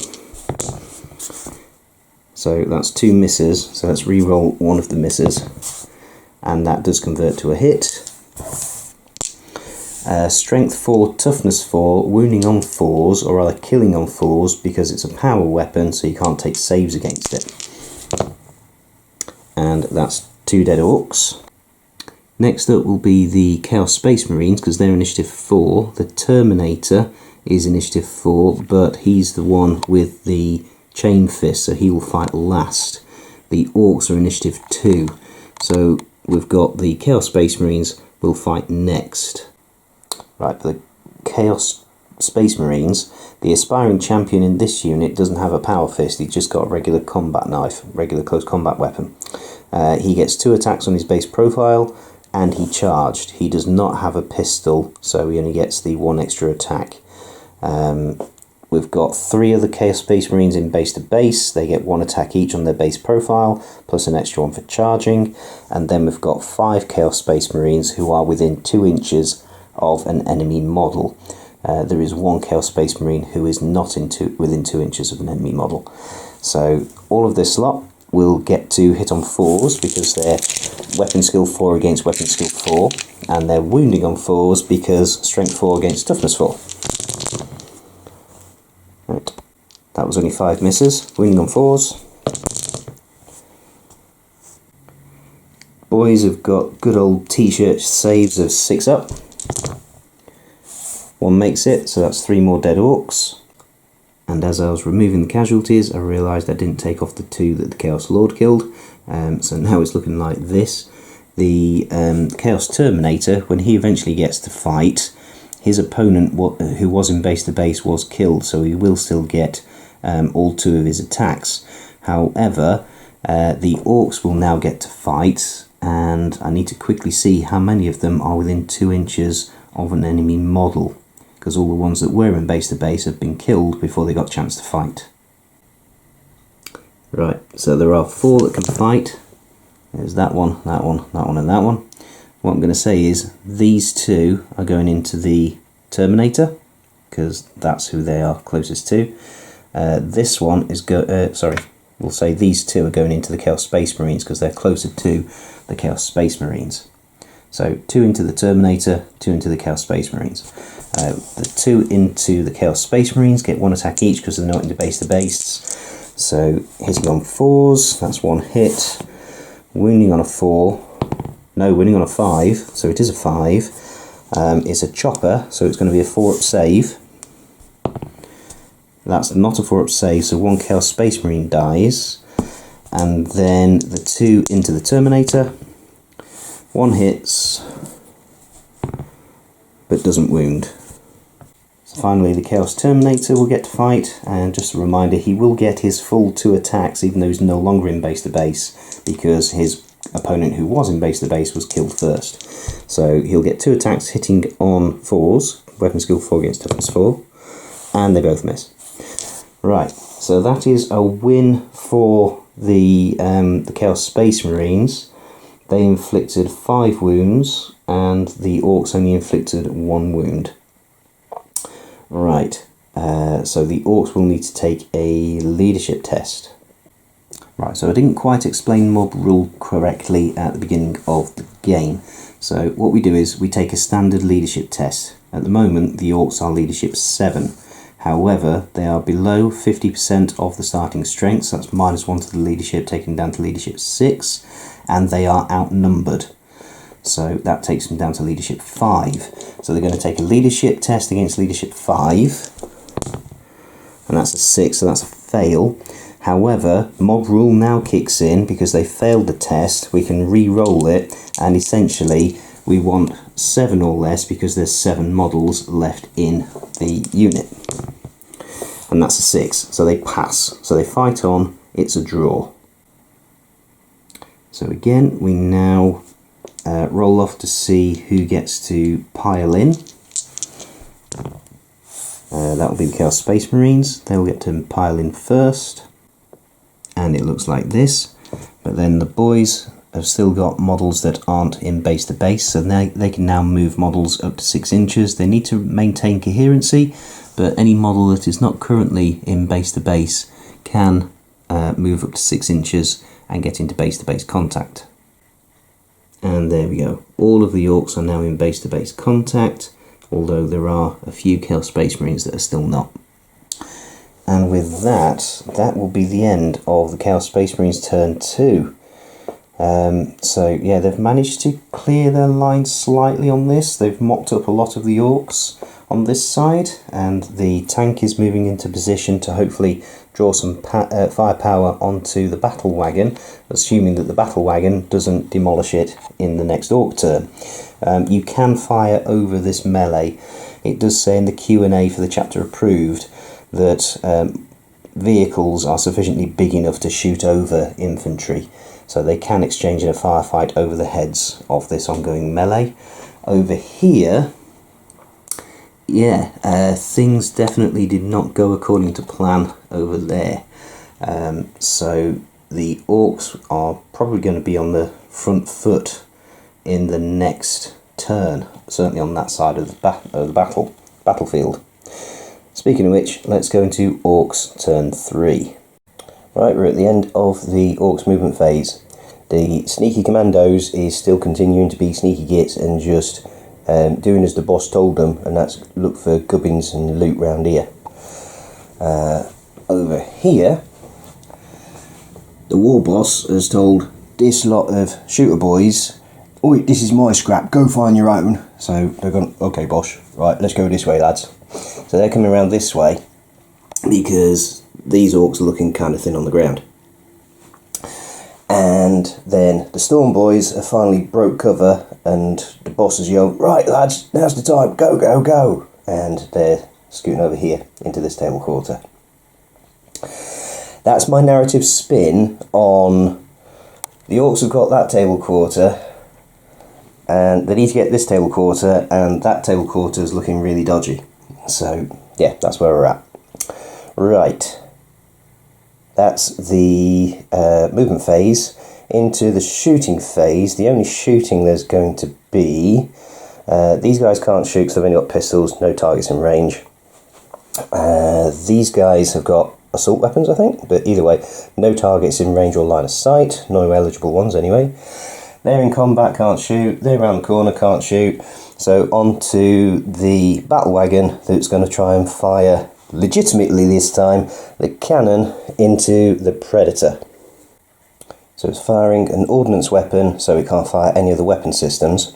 The cannon is going to fire a shell shot, not a frag shot, and it gets one shot, ballistic skill 2, so we'll hit on a 5. That's a 6, so that's a hit. Okay, now because this is ordnance, we roll 2d6 and add the strength of the weapon rather than just 1d6. So the strength of the weapon is 8 plus 2d6. That is 4 plus 8 is 12. Don't think that penetrates the frontal armour of a predator. No, predator's frontal armour is 13, so that does no damage at all. With ordnance weapons, or in the case of this particular one at least, a glancing hit would have still been a glancing hit, but a penetrating hit would have been ordnance damage rather than penetrating damage. So yeah, good shooting, poorly made shell. There are no fresh assaults, so into ongoing combat. So I'm going to start over here, the combat with the Chaos Lord, the Terminator and the Chaos Marines into what's left of the Slugger boys. And Chaos Lord will go first with 4 attacks at initiative 5. Then in base-to-base contact we've got 5 Chaos Space Marines, one of which is the Aspiring Champion. So they'll get their full complement of attacks, but only 1 each, except for the Champion who gets an extra one because he's a Champion. So Terminators don't get an extra attack for being a Terminator Champion, but regular Chaos Space Marines do.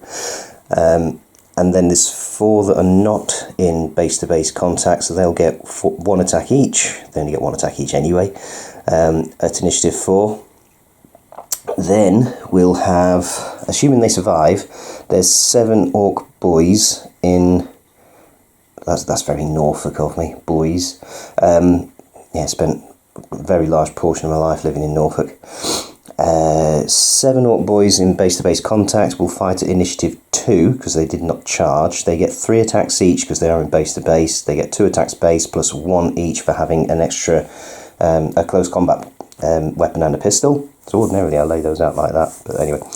And then the Terminator will fight last with his Chain Fist. He'll get his full 2 attacks because he's in base-to-base contact, but effectively fights last at initiative 1.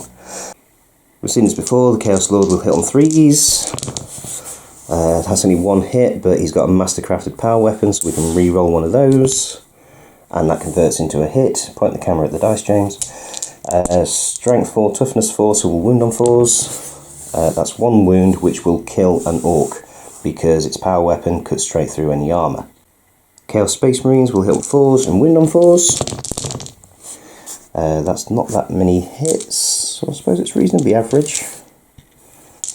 Yeah, 5 and 5, that's about as average as it gets. Winning on 4s. 3, so we will get armour saves on this. So let's use the dice for the dead Orc. 6s. Nope, so that's another 3 dead Orcs. So removing casualties from base-to-base contact and also trying to keep unit coherency. Now the remaining 3 Orks will get to fight. One is in base-to-base contact with the Terminator, so we'll hit on 4s. That's 2 hits. We'll wound on 5s, strength 3. What's that? No wounds. Keep pointing the camera at the dice, James. And then the other 2 Orks will go into the Chaos Space Marines. Doesn't help when the dice scatter all over the place. Maybe I should start using my dice tray. That might be better. So that is 1 miss. Winning on 5s. No wounds. Okay. The Terminator will now fight. 2 attacks hitting on 4s. 1 hit. Will kill on a 2. And that's another dead Ork. So there's 2 Orks left. Very certainly got a pasting in that one. They inflicted no wounds back on the Chaos Space Marines, so they need to take a leadership test. This is -1 for being at less than half strength, less than 50% strength, and an additional -4 for being outnumbered by 4 to 1 or more. So this is -5 to their leadership value is 7, so the leadership value is now 2, so they need Snake Eyes, and then if they fail, they can use the mob rule, which means they'll need Snake Eyes again, because there's 2 models left in the unit. Right. So the first morale check is failed, and then the mob rule is failed. So the Orks now fall back, and we roll 2d6 to see how far they go. So they're moving 7, that's a 5 and a 2. Difficult to see that, but it is a 5. Then the Chaos Space Marine unit is going to advance after them. Now if I roll 7 or more, is it 7 or more or is it just more? No, it's more. So if the Chaos Space Marines roll an 8+ on 2d6, they catch the Orks and finish them off, basically, destroy the unit. That's a 9. So the Chaos Space Marines jump up and down on the corpses of the Orks. That's what it says in the rule book. That's what it says they do. They jump up and down on the corpses. So the Orks would have moved 7 inches directly towards their table edge, which is up that way. And therefore the Chaos Space Marines move their full 9 inches after them. If they'd have got to the table edge, then the Chaos Space Marines would have simply stopped. So yeah, that they've managed to advance into that table quarter. And those Storm Boys are now looking like quite easy prey for the ranged weapons on that Chaos Space Marine squad. The Terminator cannot advance, it can only consolidate, and the Chaos Lord is going to choose to consolidate as well. So that means they can just move 3 inches. And I think they will, bear in mind that this unit, the Terminators are less than 50% strength, so they can't hold any table quarters, and an individual character cannot hold table quarters either. Right, so they're going to move 3 inches, possibly into cover, out of the line of sight of that battle wagon, and the Chaos Lord will instruct, or order rather, instruct. Excuse me, Predator, would you kindly, if you don't mind, shoot at that vehicle? No, he's going to order the Predator to fire at the battle wagon and destroy it in the next turn, as if the Predator didn't know any better. But before that, we've got the other combat to resolve with the War Boss. Right, onto this ongoing combat with the War Boss. So the War Boss is in base-to-base contact, so he'll get all 4 of his attacks, but he's got a Power Claw, so he's hitting last. The 2 knobs, this is interesting, so their bionic arms mean they get 1 automatic hit because they are now in base-to-base contact at initiative 6. And it also says for the bionic arms that they count as an extra close combat weapon. So they get 3 attacks on the base profile, plus 1 extra attack for the bionic arm, and it's not clear whether these automatic hits at initiative 6 are in addition to the numbers of attacks. It feels like it should be 1 of their attacks automatically hits. So that's the way I've worked it out. So they get 3 attacks on the base profile, an extra 1 for the bionic attack, bionic arm attack, and that bionic arm automatically hits at initiative 6. Their other regular attacks are at initiative 3. So the 2 bionic arm attacks will go first, then we will get the Chaos Space Marines. There's currently 3 of them in close combat. in base-to-base contact that is. They get 2 attacks each on their base profile for having 1 attack, plus 1 for having a close combat weapon and a pistol. And then there's 3 that are not in base-to-base contact but are within 2 inches of an enemy model. So the running order will be the 2 automatic hits from the Nob's Bionic Arms, then the Chaos Space Marines, all of them, then the remaining attacks from the 2 Nobs, and then finally the War Boss's Power Claw attacks. The 2 automatic hits from the Bionic Arms will wound on 4s, because strength 4, toughness 4. That's 1 wound. These don't count as choppers from anything that I've seen, so we will still get the full 3-up armor save from the power armor. That's a fail, so that's a dead Chaos Space Marine, and we have to take off one of the ones that is in base-to-base contact. So one of the Chaos Space Marines that was in base-to-base has died before he got a chance to fight, so the other Chaos Space Marines will now get a chance to fight. This will hit on 4s and wound on 4s. That is only 2 hits. These close combat Chaos Space Marines, not all that. Wounding on 4s. No wounds. Okay, remaining attacks from the Nobs. Hit on 4s, wounding on 4s. They did a lot better. That's 4 hits. Wounding on 4s. Only 1 wound. These are not chopper attacks. I did not give these guys choppers, I only gave them bionic weapons, so this is just a standard close combat weapon, so full 3-up armor save. That's a fail, so that's another dead Chaos Space Marine, and again we have to remove one that is in base-to-base contact. Now then, I was reading up just on the assumption that one of the Nobs might die. They didn't. Let's just quickly remove this before I come on my waffle. So remove one in base-to-base contact. The earlier attack with the Flamer, and I was debating which model do I remove. In this version of 40k, having rechecked the rules, you don't assign wounds to a specific model, you assign wounds to a unit, and helpfully enough, the example given is a unit of Nobs.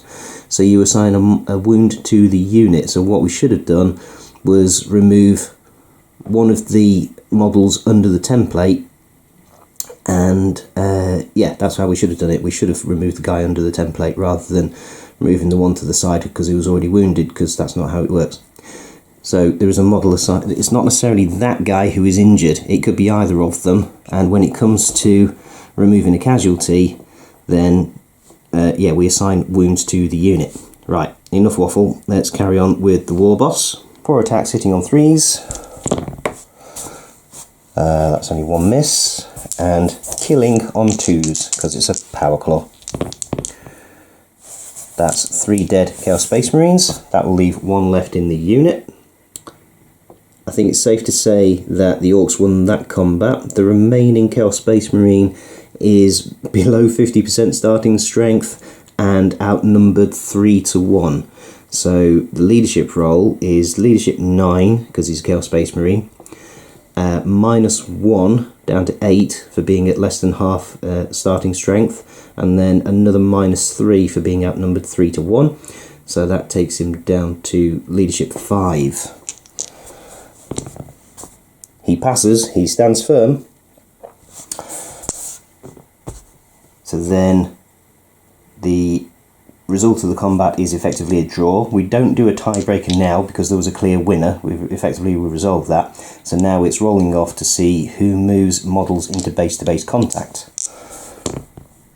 The Orks will move into base-to-base contact first. Each model can move 6 inches. I think that guy is going to get wrapped up in an Ork Nob sandwich. I really should think about things like that before I actually say them out loud, shouldn't I?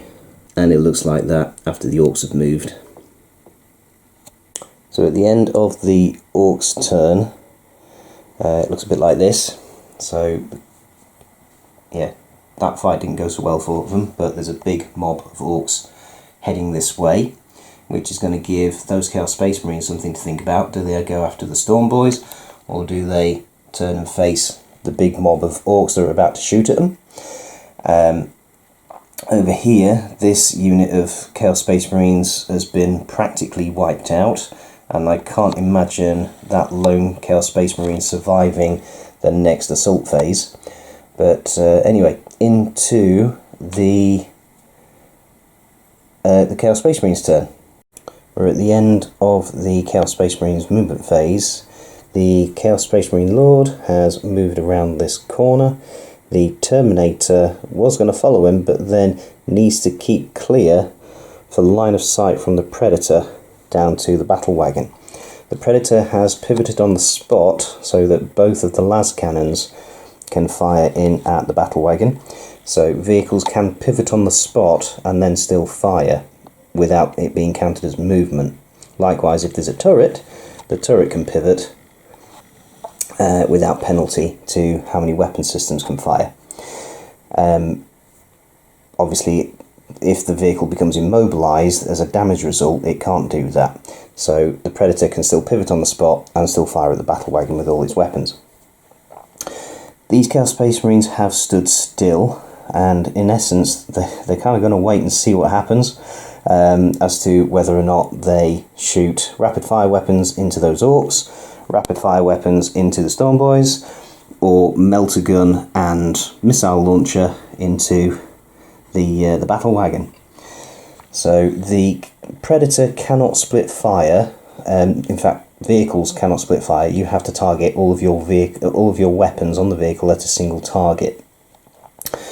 Obviously, that one remaining Chaos Space Marine over there, fighting the Knobs and the War Boss, he can't move because he's still in combat.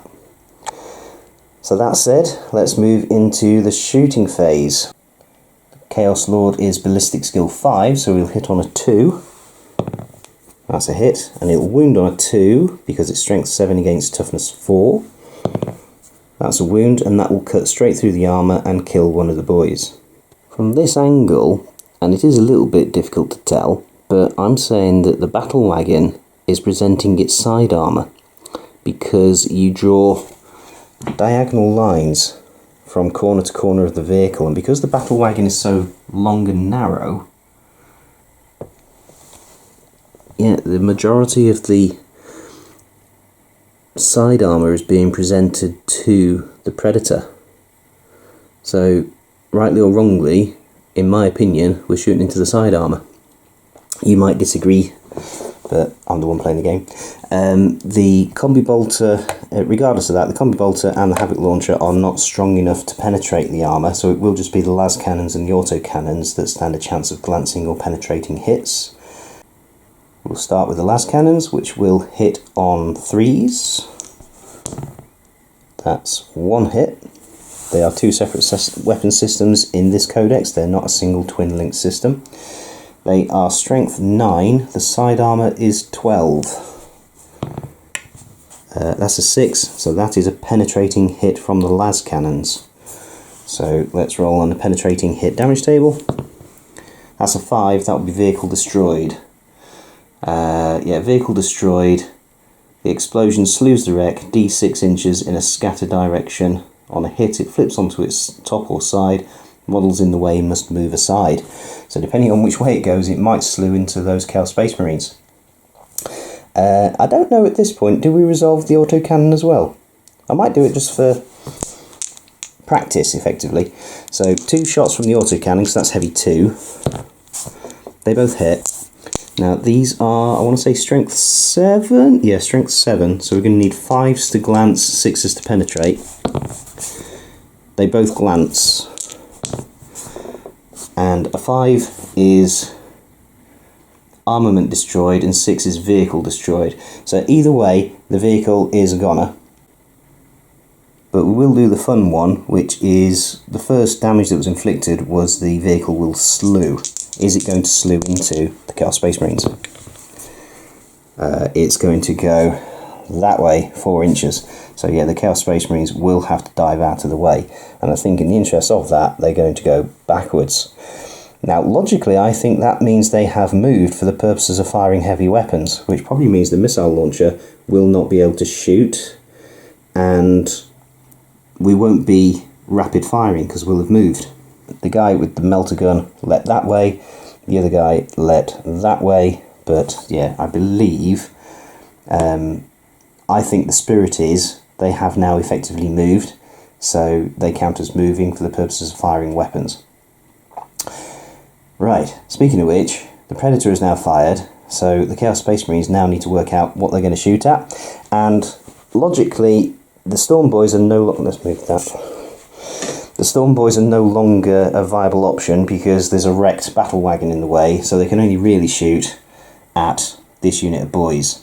So I need to measure up to see how many are now in range, seeing as we're firing one shot with rapid firing weapons at 12-inch range because we have moved.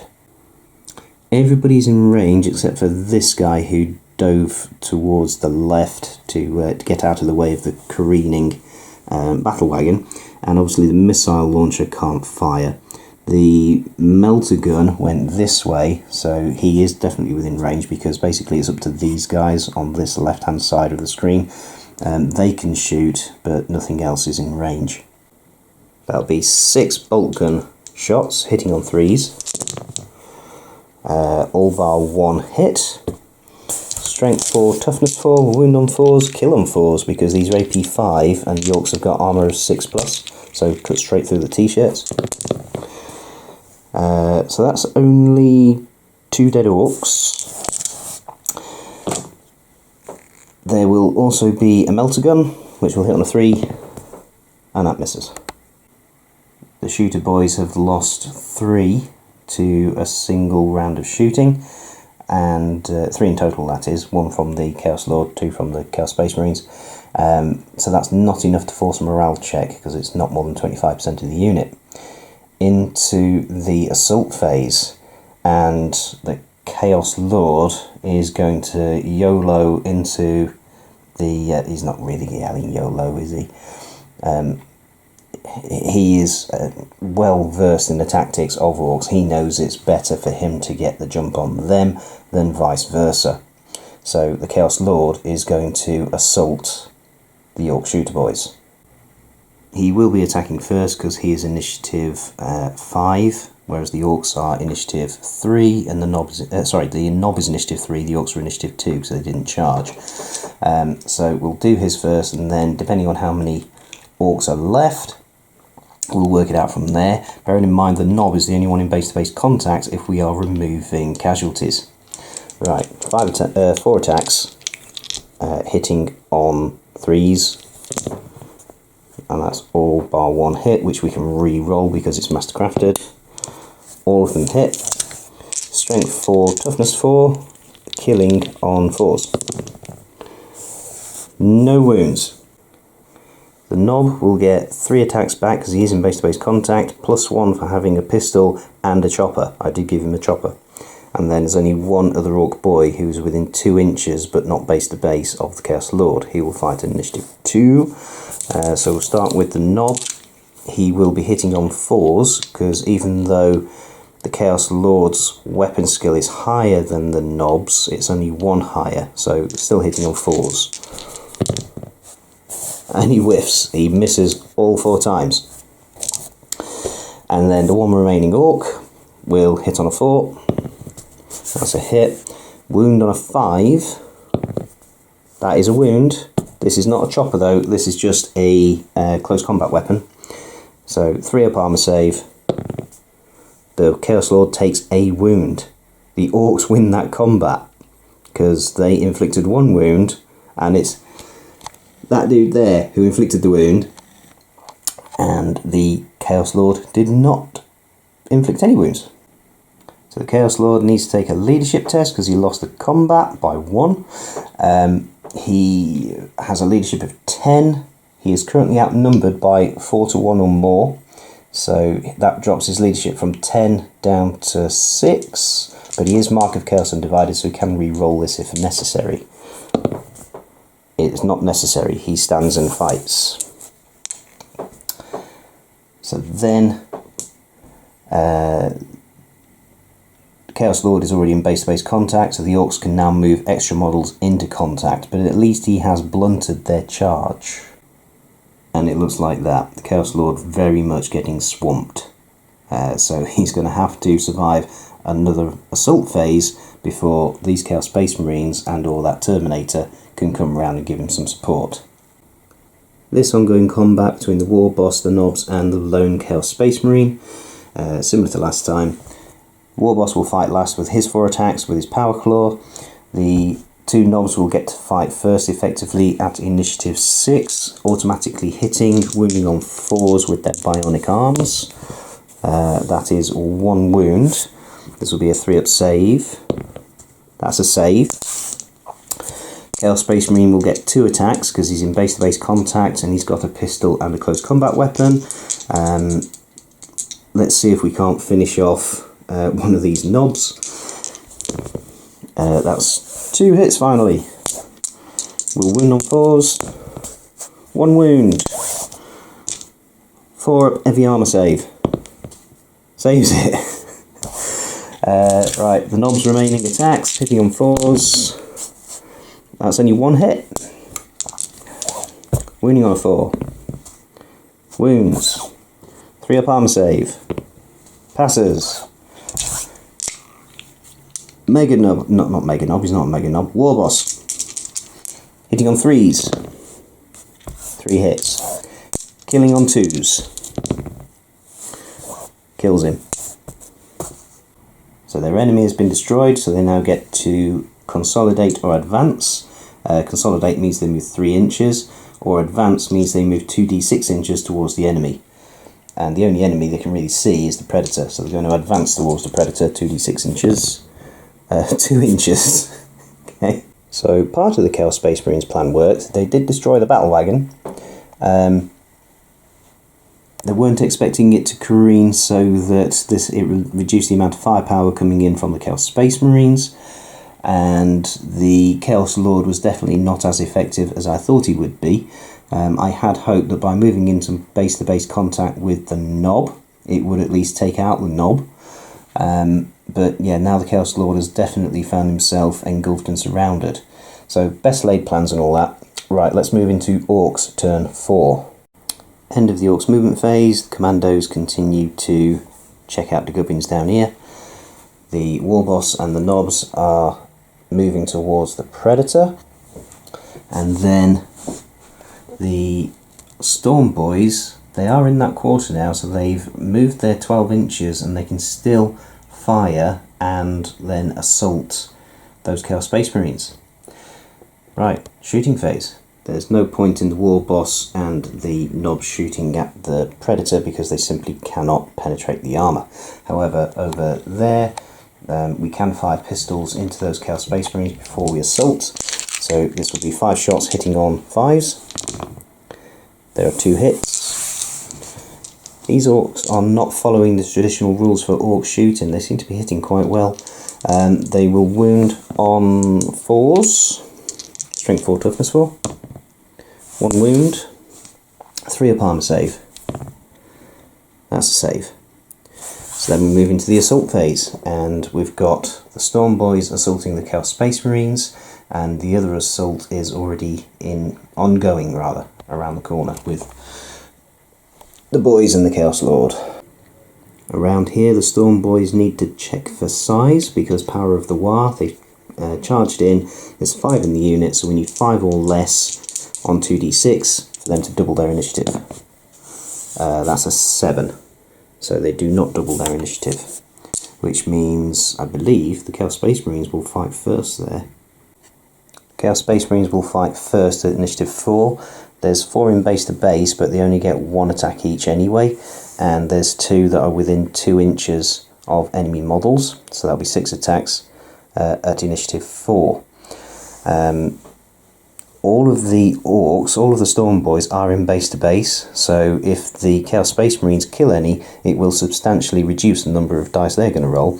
But right here, right now, the Nob will get 3 attacks at initiative 3 on his base profile, +1 for charging, +1 for having a combat weapon and a pistol.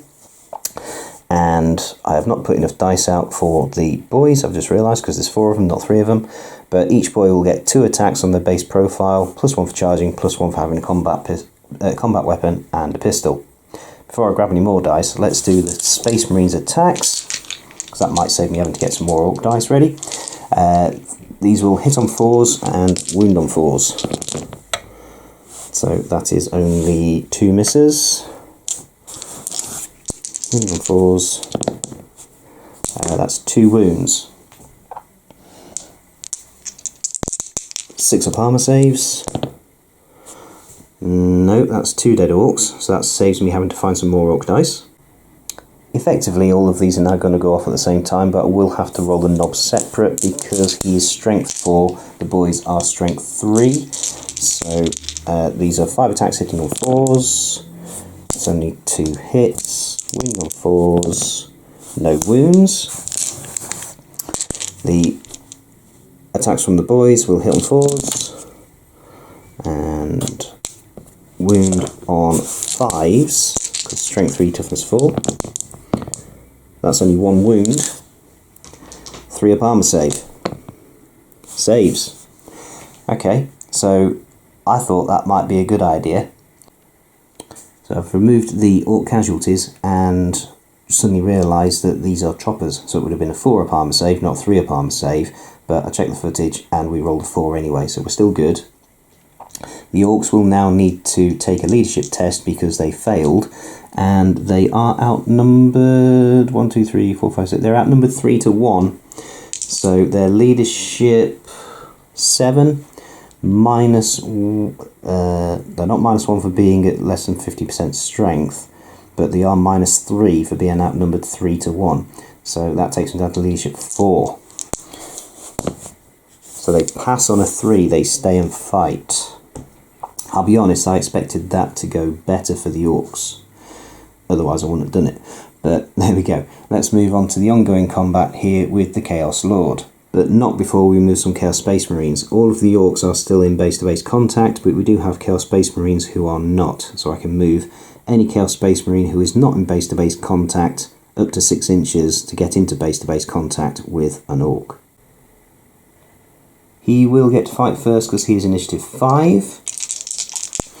So 4 attacks hitting on 3s with a reroll for a Mastercrafted power weapon, and boy does he need it, he only hit once.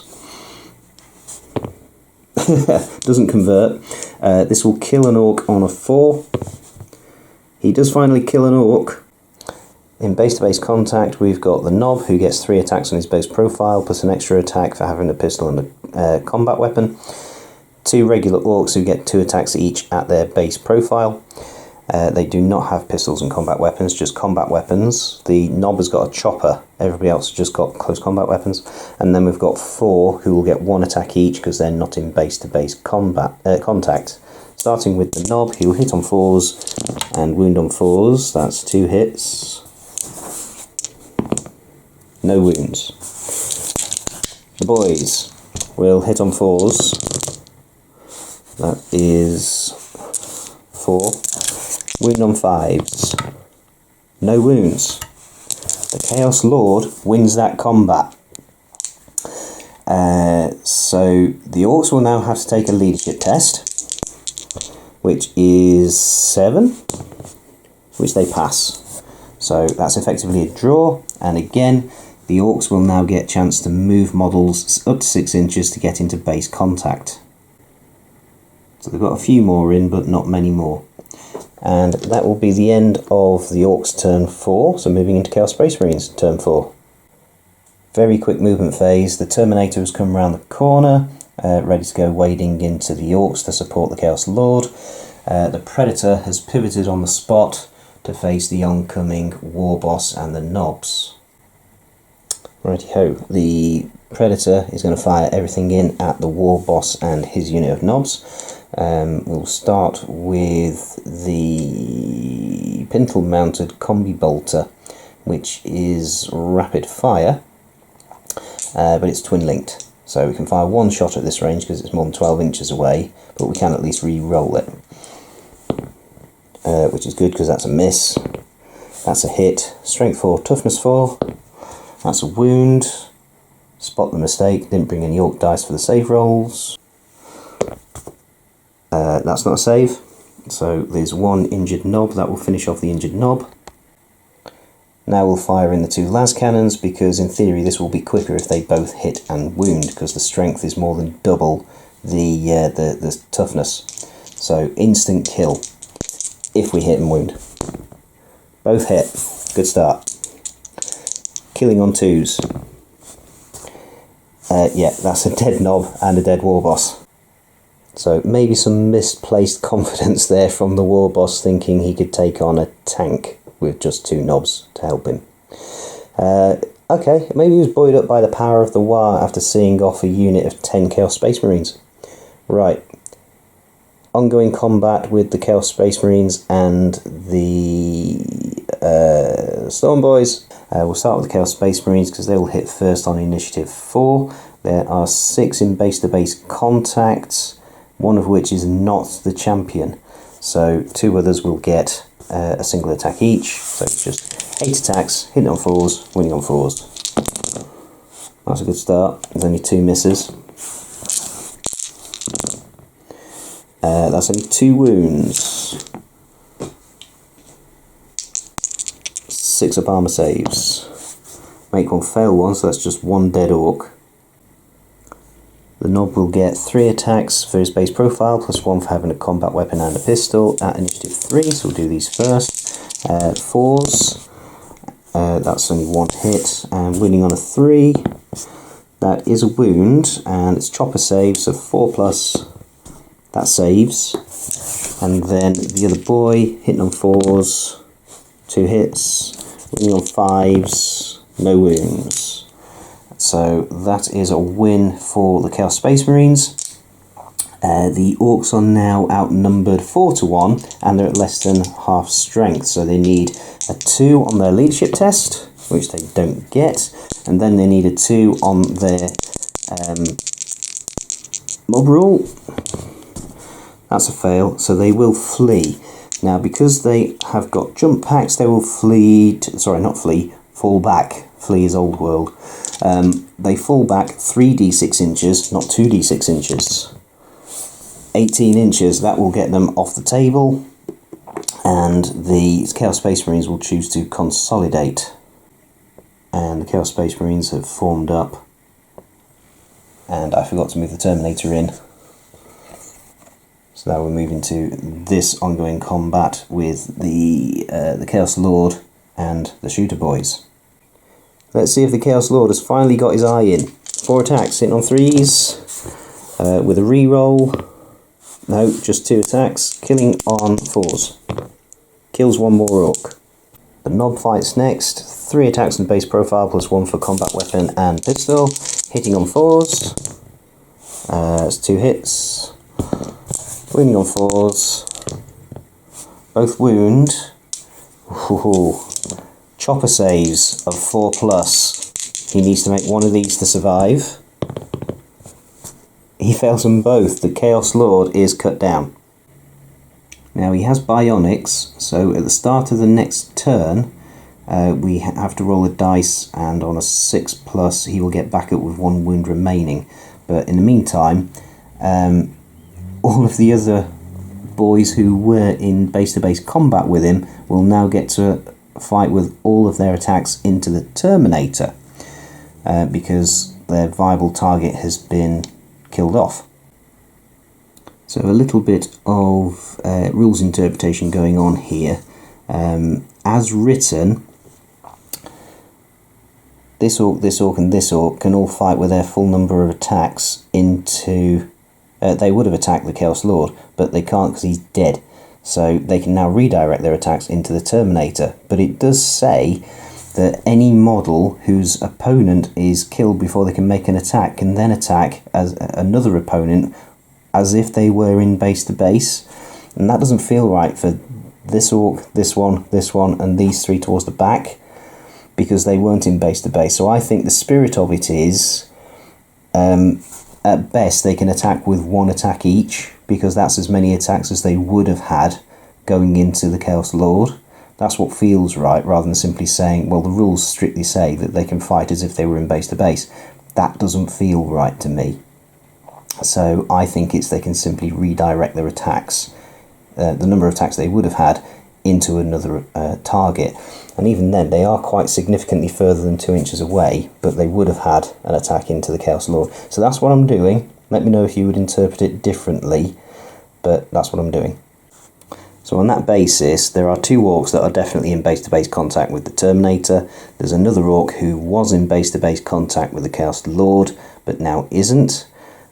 So they will get their full complement of attacks into the Terminator, and then there are 6 Orks who are more than 2 inches, within 2 inches of an enemy model, or were at the point the Chaos Lord was killed. So I'm saying this is the number of attacks going into the Terminator. So this is going to be hitting on 4s. That's not too bad if you're an Ork. Wounding on 5s. That's 2 wounds.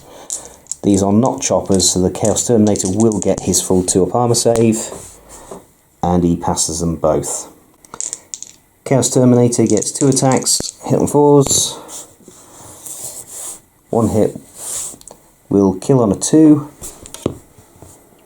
That's a dead Ork. So we remove 1 in base to base. There's 2 dead Orks, and the Orks did 2 wounds onto the Chaos Lord. So this is a draw. So let's get it right this time. We need to do a tiebreaker roll. Oddly enough, the Chaos Terminator wins the combat. So the Orks will need to take a leadership test. This is just a standard leadership test at leadership 7 because they're not outnumbered and they are not below half their starting strength. He says very quickly, trying to add it up. 2, 4, 6, 8, 9. Yep, it was started as 15, there's 9 left. So 7 or more on the dice. That is a 7. So the Orks fight on. And they can pile in. This is going to be interesting because yeah, they've got to pile in around the corpse of the Chaos Lord, who will try to resurrect himself at the start of the next turn. So the Knob has trampled over the corpse of the Chaos Lord, and now the Terminator is quite well surrounded.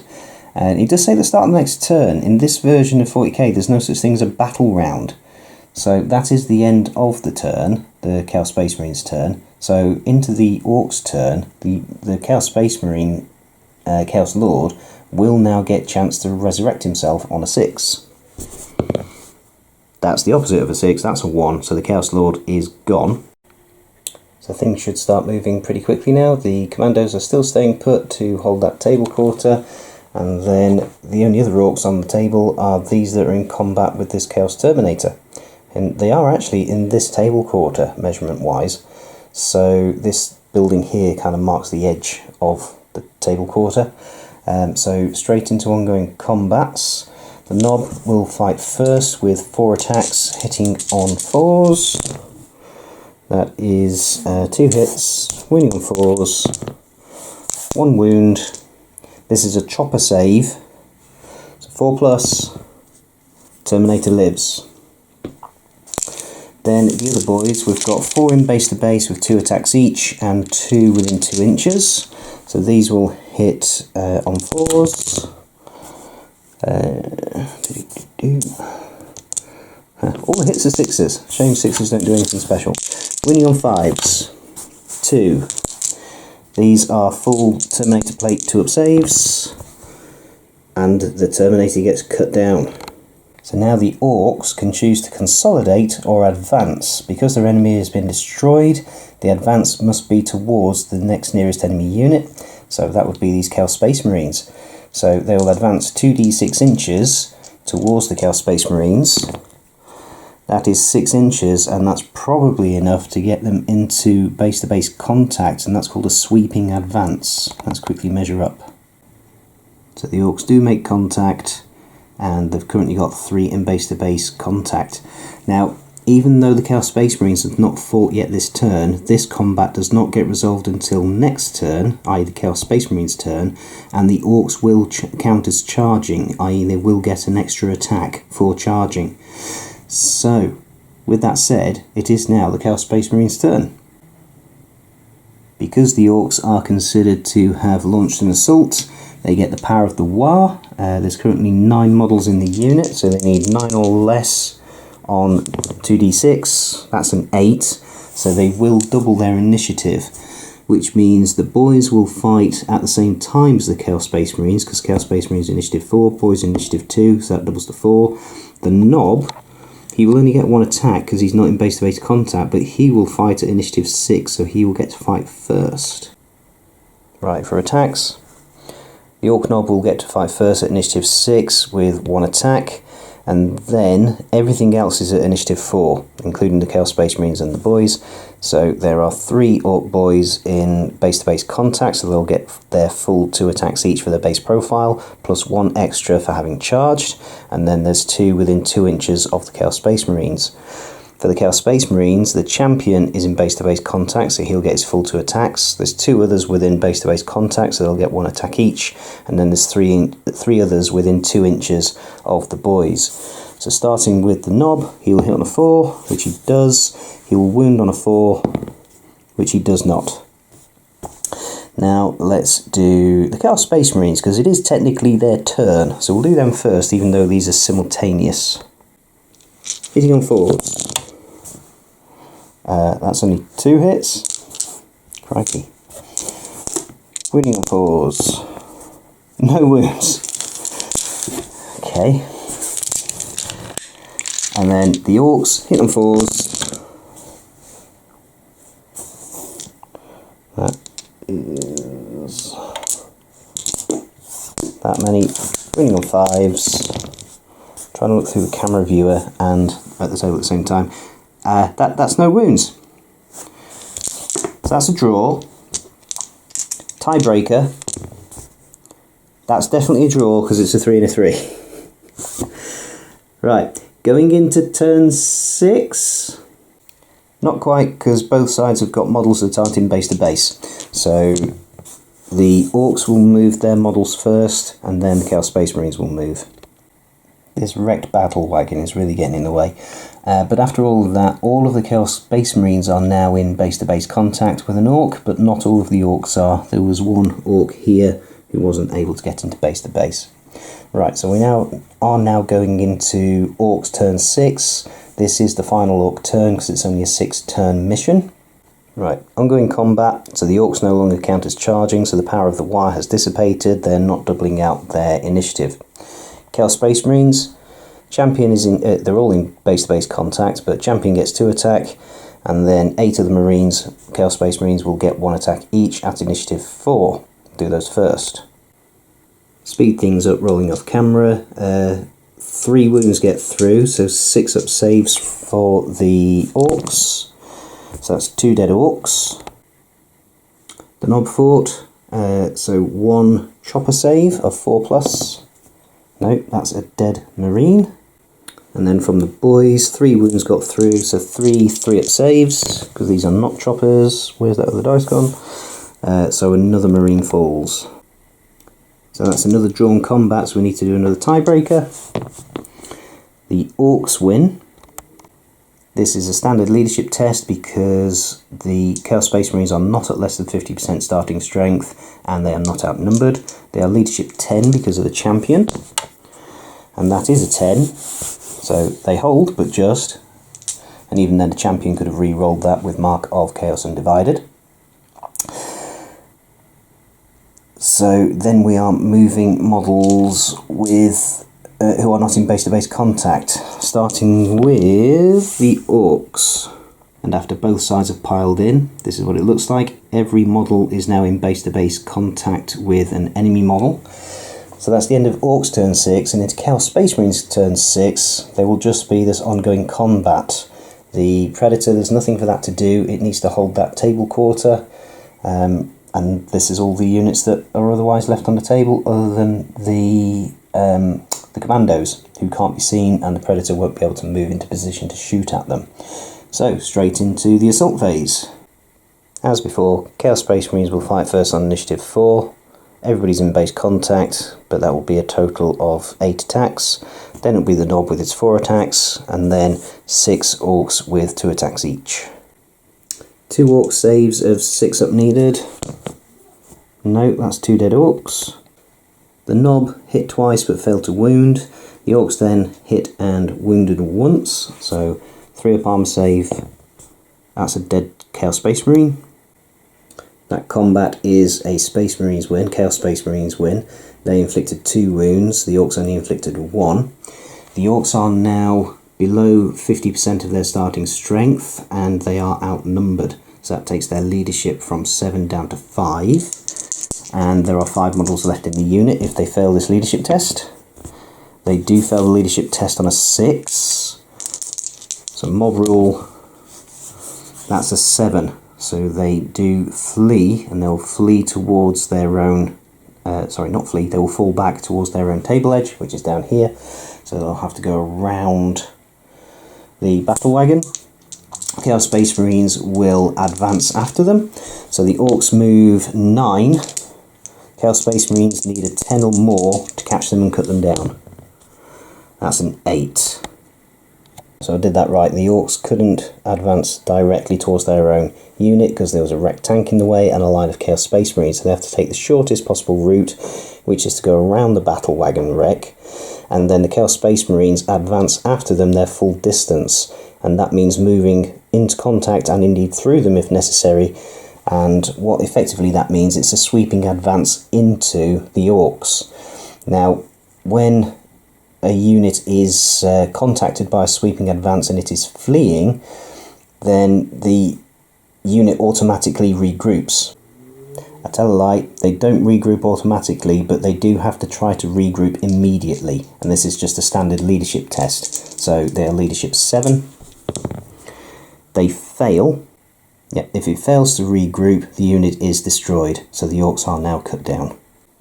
I forgot at the time, they could have made a mob rule save to re-roll the failed morale test using the number of models in the unit. I did forget. I've just done it now and would quite happily have refilmed what happened next. Not that much would have happened next, but it was a fail, so the Orks are still cut down.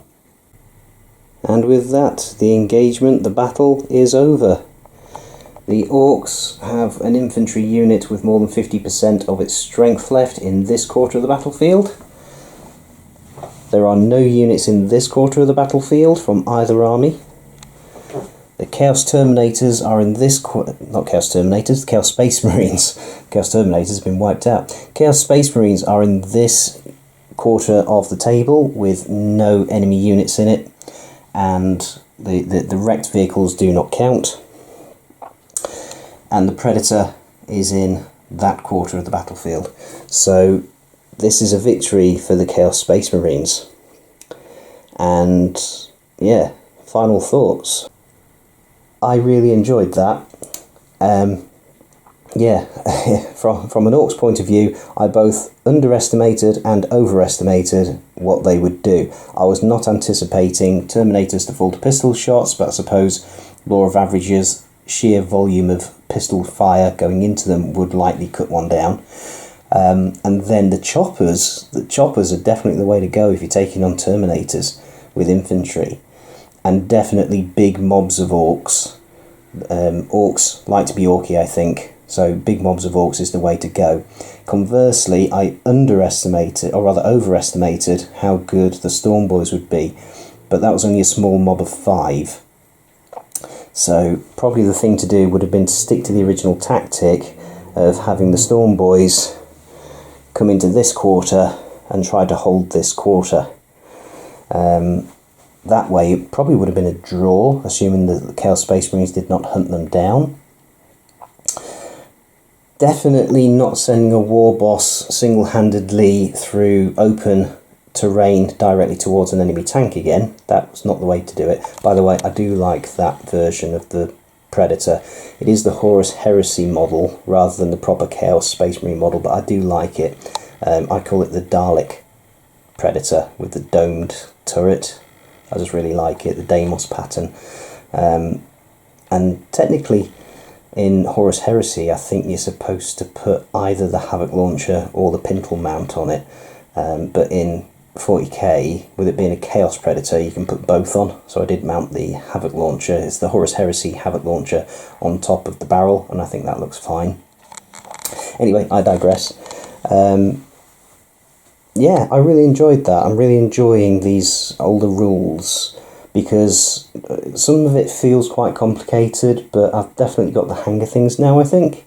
And with that in mind, it's a relatively simple thing. You're just using the data sheets. You're not having to think about how many command points do I get, what stratagems am I using, how many points have I got on the primary objectives, and have I maxed out how many points I'm allowed to get on the primary objective, and what are my cards for this turn for the secondary objective. Modern 40k just feels a bit too tedious, whereas this is real 40k, i.e. I'm using official Games Workshop rules. They're not the current ones, but they are still official Games Workshop rules, and I'm really enjoying getting my 40k models out on the table again. I've been playing fantasy for so long with Old World and some of the game systems that I'm really enjoying getting bolt guns out again. I'm really enjoying firing bolt guns. So I hope you enjoyed that. It was probably a longer video than I would normally do. This is very much a taking you through the rules kind of video for my benefit as much as yours, trying to make sure I get as many rules right as I can, trying to catch the mistakes through the editing as I go. But that said, what often happens is, even though I've gone through that as I'm doing the editing, what often happens is I finish editing the video, I put it onto YouTube, and then I watch it through one last time on YouTube, and I spot more mistakes. So there might be more mistakes that I pick up on as I'm watching it back for the first time on YouTube. But there we go, I've done my best. So yes, definitely continuing with 3rd edition. I'm really enjoying it. I hope you are too. In the meantime, please continue to like, comment and subscribe. And until next time, God bless.